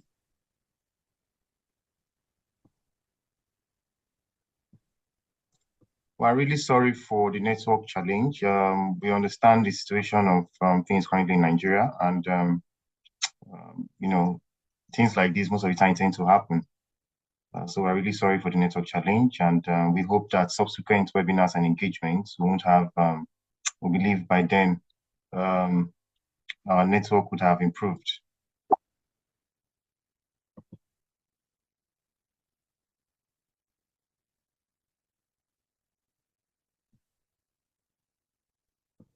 So Joshua, if you are there, you can please proceed. If not, I think our representative from Carol was actually putting forward a question. So Mr. Lights, if Joshua is not ready, you can proceed, please. okay, I mean, can the community members or participants raise concerns or issues currently at their community level? Can they share with us, and let's see if solutions can be preferred as we are all here. So please, at your community context level, what are you going through, and how do you think interventions can come in to solve that problem? So just for emphasis, we're asking at your various locations and community level, what are the challenges farmers are what are the challenges farmers are facing, which is really smallholder farmers, and most especially women, because we're really interested in women and the youths. So what are the challenges women and youths are facing as regards agriculture and regard farming in your locations, and what recommendations are you bringing forward, both farming and also for food processing? I think Rukia Abdullah was able to bring some recommendations, but we'd like to hear from other participants. What are the challenges you are facing with farming? What are the challenges you are facing with food processing? And what kind of interventions will you recommend, moving forward? Thank you. Let's hear from you, please.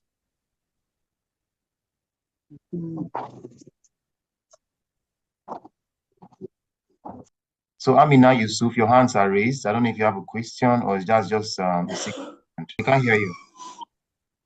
Okay, sir. Someone is raising up his hand. Sir, can you unmute your mic and speak?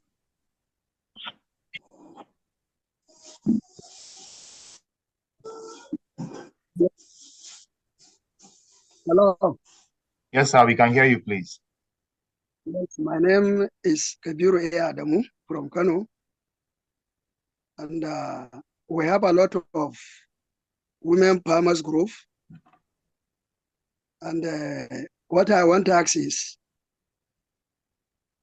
what support or contribution are you going to give the women farmers in our areas? That is my questions.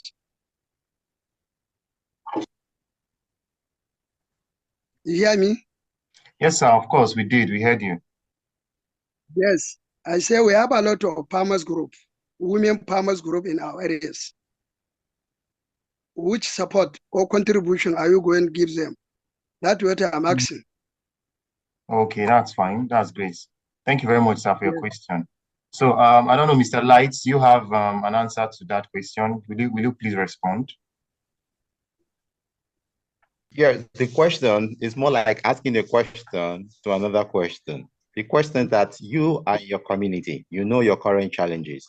What problem are you facing currently? And what kind of intervention would you want? And when it comes to you say you're in Kano, so let's say you're in Kano now, and they bring certain intervention. How will it work in Kano, in that community? So we want to, then we now know when they bring this solution, it will work. Not that they'll bring a solution and it will work, the Ike Banza at the end. So in essence, you're asking, what do we have? So I think the question should be, what do the women want? So what do you want at your community there or in Kano? The women groups, the women farmers, women processors, what do they really want? What are the challenges? What are the gaps facing women in that region, in that location? So I think we'd like to hear from you, because that's at the end of the day, this is a participatory session.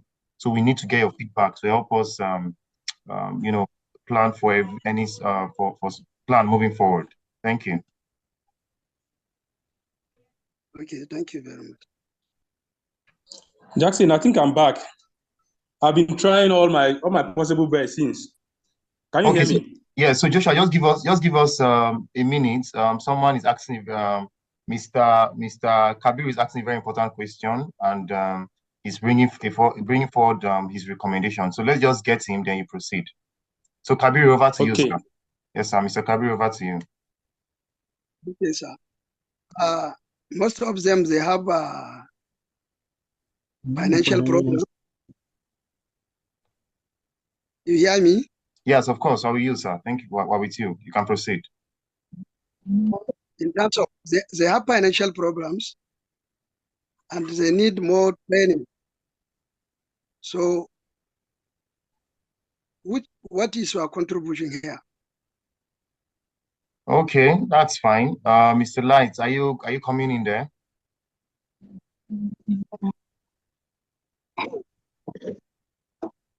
Okay, sir, that's fine. So we've taken note of the recommendation. I will see how we can work with women youth as regards these challenges and this recommendation. From what Hello.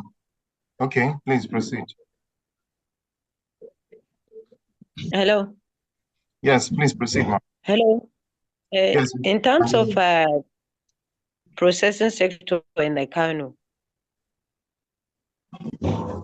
that we need the equipment, full line equipment machinery that will take just one line from the grinding, milling, and the packaging. When we have all this, we'll be very happy, and it saves time, energy, and all that.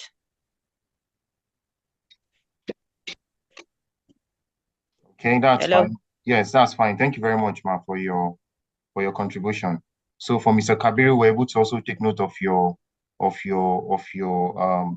recommendation and the challenge that is facing the women, women in Kano.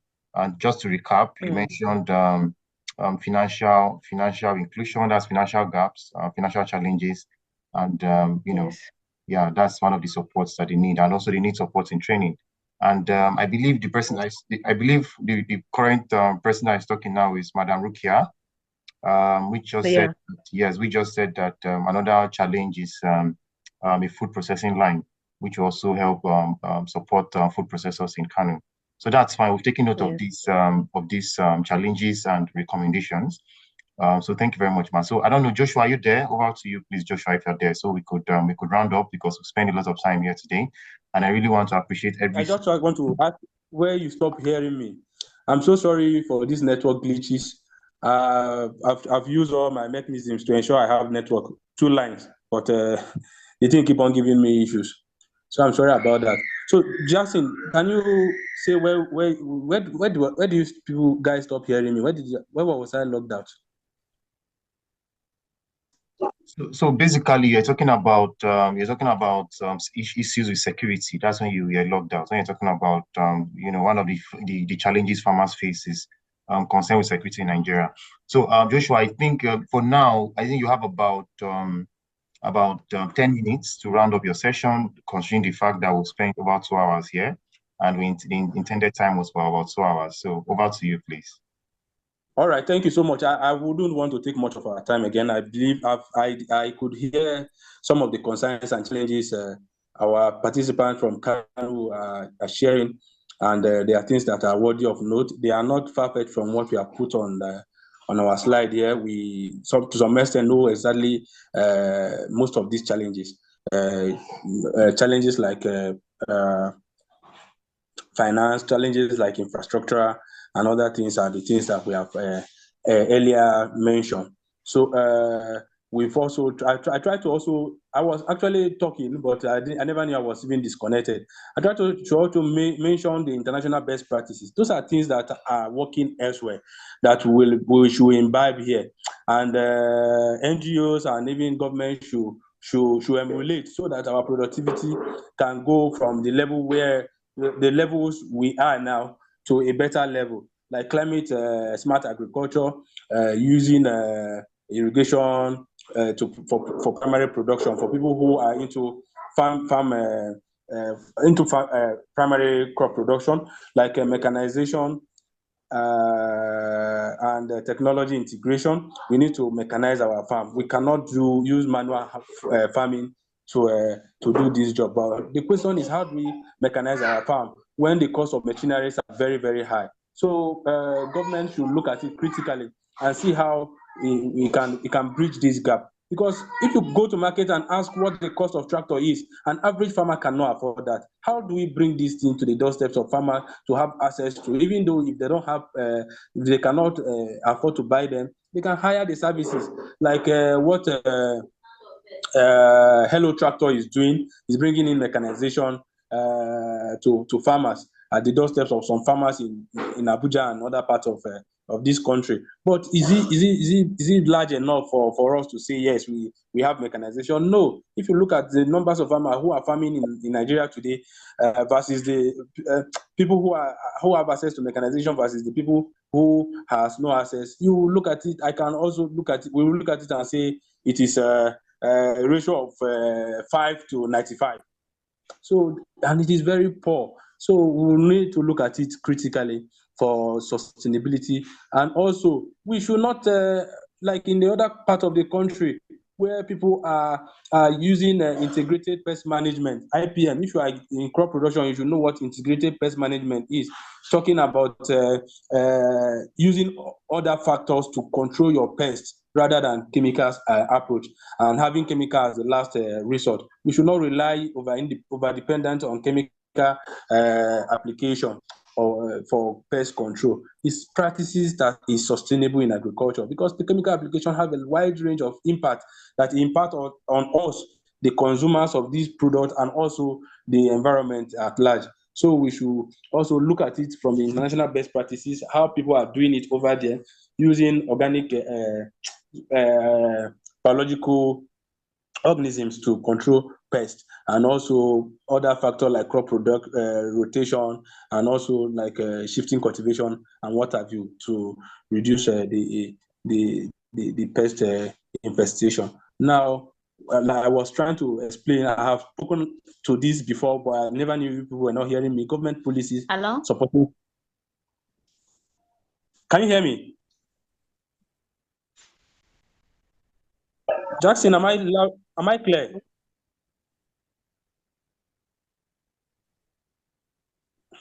Yeah, I can hear you loud and clear. All right, thank you so much. So, like government policies are supporting farmers. I have said it over and over that the government policies in Nigeria, most of the time, there are policies that are on paper, but they're not in practice. They are not reaching the real farmer.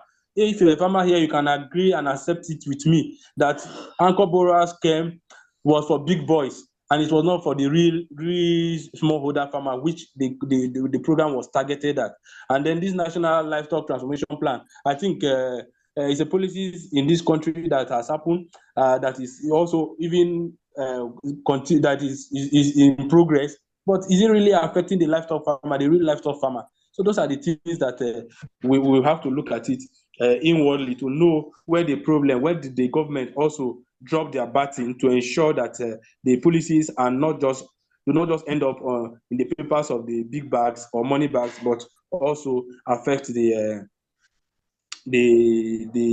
intended beneficiary. So we have so many policies that have been dished out and in this country. But I can tell you, from the angle of being a farmer, I can tell you these policies are seriously not affecting the major or the real farmer.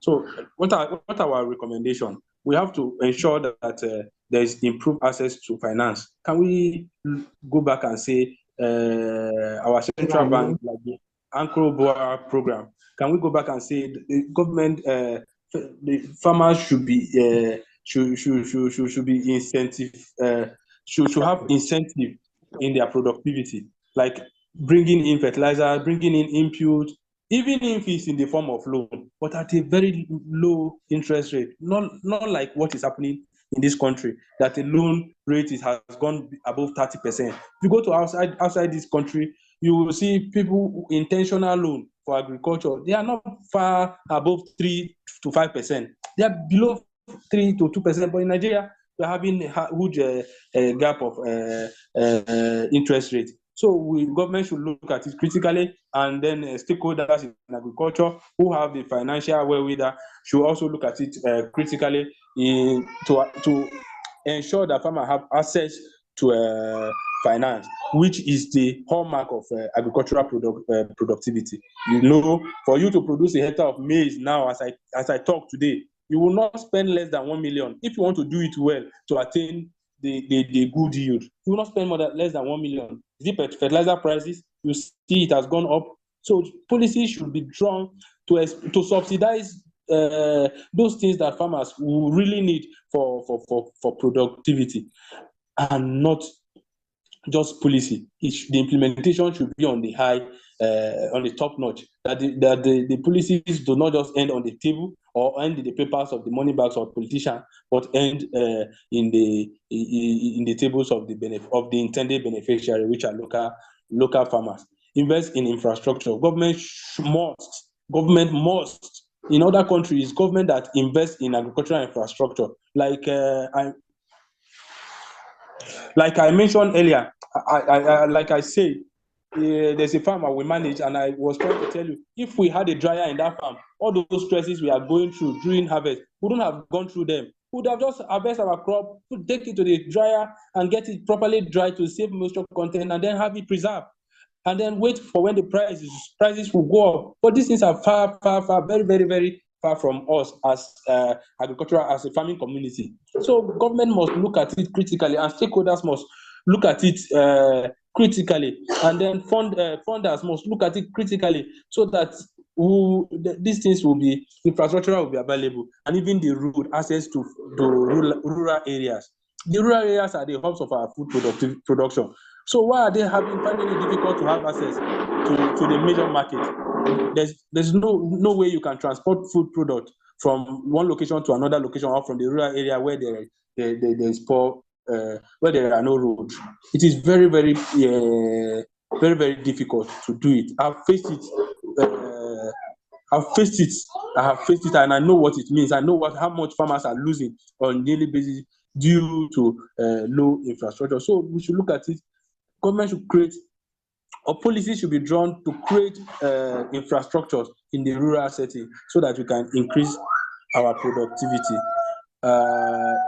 in our primary productivity, and also promote educational skills and development. We should also promote educational skill and development, most especially for the young graduates of agriculture, women, and also the youth. Because like I say, if you want to employ somebody who have good understanding of agriculture today, it is always very, very difficult. You will not see, but they say there's no job. But these guys are not well trained. So, like what Extension Africa is doing in Nigeria, and Supertech is also doing, like we are training some graduates of agriculture on our farm estate project. Other organizations should pick it up, and government should even be intentional about it, to train people. And in our institution, the institutional level, the syllabus, that what is taught in the institution is not what is practiced today. So those things should be looked at. We should have a backward integration and look at it from the institutional level for people who are studying agriculture, to have an understanding, a field understanding, instead of spending 5 years in the university studying agri, and then you don't have understanding of what production is. Why don't you do the theory 2 years and then go to the field and learn the other parts 3 years, and have on knowledge? When you graduate, When you are out of the school, you become equipped to be in the workforce of agriculture. It's actually a serious things government and then stakeholders must look at. Then we talk about support agricultural research. Organizations like Bill and Melinda Gates are supporting agricultural research in Nigeria, like the productions of distiller maize, the GMO maize, and then IITA and then IRT. They are bringing out support. They are bringing out varieties that are good, most especially on this climate change that can withstand the climate change. It's something that is commendable, but we need to do more. Like yield, what about the yield factor? Like in China today, people are harvesting 10 tons of rice per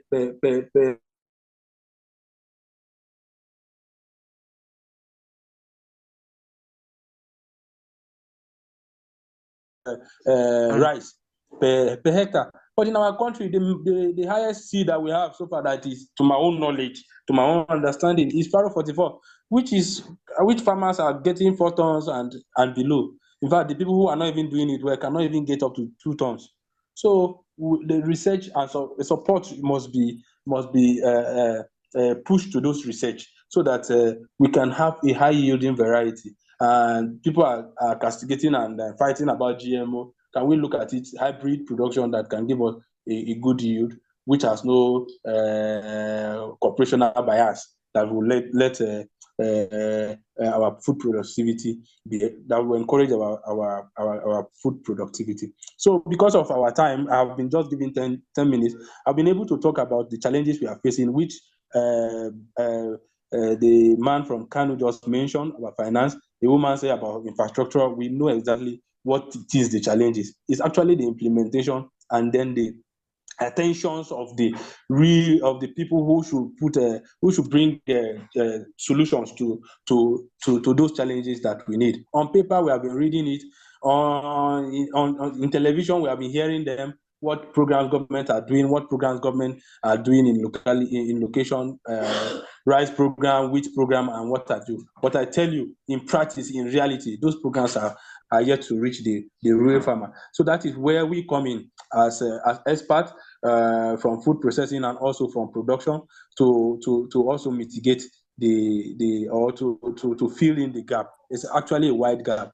And with this call today and the knowledge we have received today and partnership we have been able to develop from this meeting, we'll be able to drive the challenges. We will be able to do things that will favor farmer. So we also implore the funding organization and also implore government to look into this agricultural policy. Critical downward review should be done so that every policies intended for farmers reaches the farmer at their locality, at their location, and not in the pocket of the big boys who do not even know the road to the farm.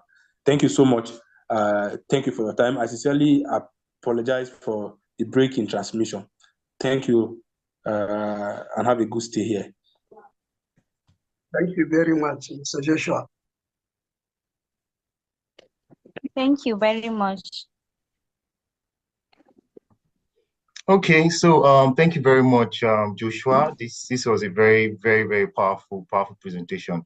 I want to once again appreciate every single participant for staying online till this time, irrespective of the network glitch and network challenges we're facing, but we're still able to stay put to the end of the program, end of the consultative webinar.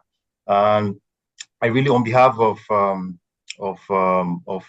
Supertech Foods, Lutal Farms, the Digital Hub, Agri-Food Limited, and Farof, we really want to appreciate every single participant.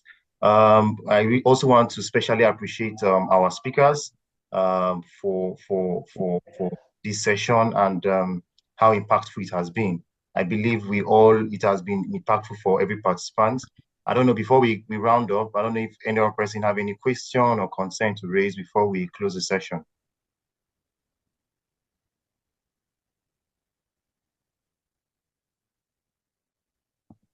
Any concern, any question before we close the session? Yes. Okay, please. Hello. Yes, how are you? Our farmers, the local farmers, they don't know even how to use their smartphones, or they don't know how to reach you. Most of our colleagues farmers. Okay, okay. So Joshua, do you have anything to say about that? That's part of our challenge. And Ma, which was your name, please, and your location? Okay, please, yes. How are you? I am Sarah Khalil, a farmer from Wooden local government. Ma, we didn't get your name, please.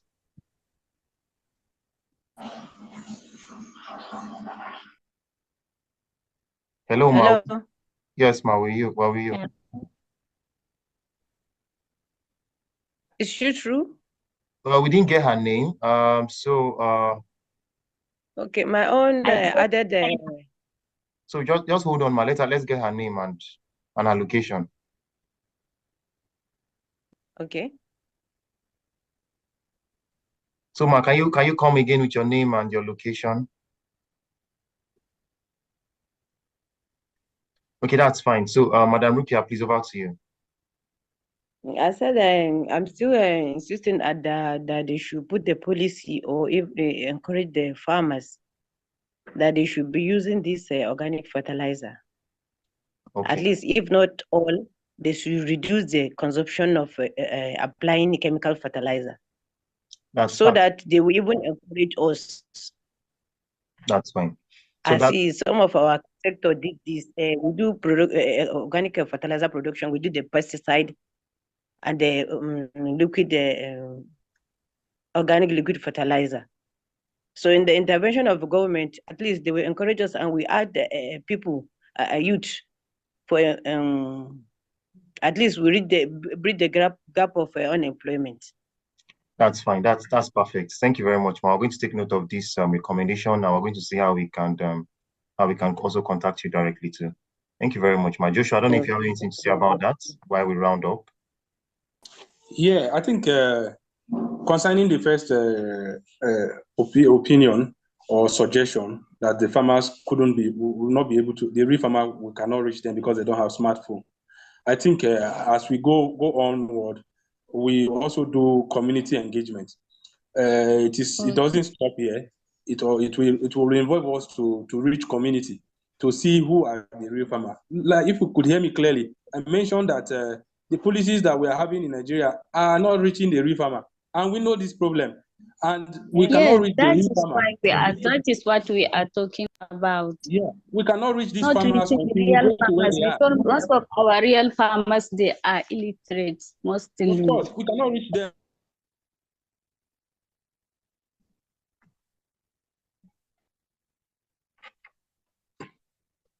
We have a program that will involve us to reach out to the farmers at their location, because production is not done in the street of Abuja, neither is it done inside the city of Kano. So we must engage them at their locality. Thank you. Thank you very much. Every single recommendation is duly noted, and I believe we've seen the link to the attendance at the chat box. So we can just go to the chat and please click on that link and put in your register your attendance. It's very, very important, because we're going to still send materials, and we're still going to contact you through that link. So it's very important that you register. If you've not done so, please do so. So if none of our speakers have any other thing to say, or if Farouk, which is one of the supporters of this MasterCard Consultative Webinar, have any other thing to say, I just want to especially thank everyone for being part of this MasterCard Consultative Webinar. It has really been a very engaging session with our powerful speakers, Fumi and Joshua, who have brought in their wealth of knowledge and experience to us. And I believe moving forward, based on the recommendations we have made, we're going to path way forward and see how we can effectively and efficiently work together moving forward. Thank you very much once again, and we should please enjoy the rest of our day. Thank you very much. Thank you very much, sir. Thank you so much. Thank you very much. Thank you very much. Thank you. Thank you very much. Thank you very much, sir. You're welcome. Thank you. You're welcome. Thank you. Thank you very much, Thank you so much. Are we still doing group photograph? Yes, we've done that, Joshua. Maybe you can also on yours now that are here. Oh, sorry, no problem, not a problem. I thought you did it. I thought you forgot. You forget. We've done that. Thank you. Thank you very much, everyone.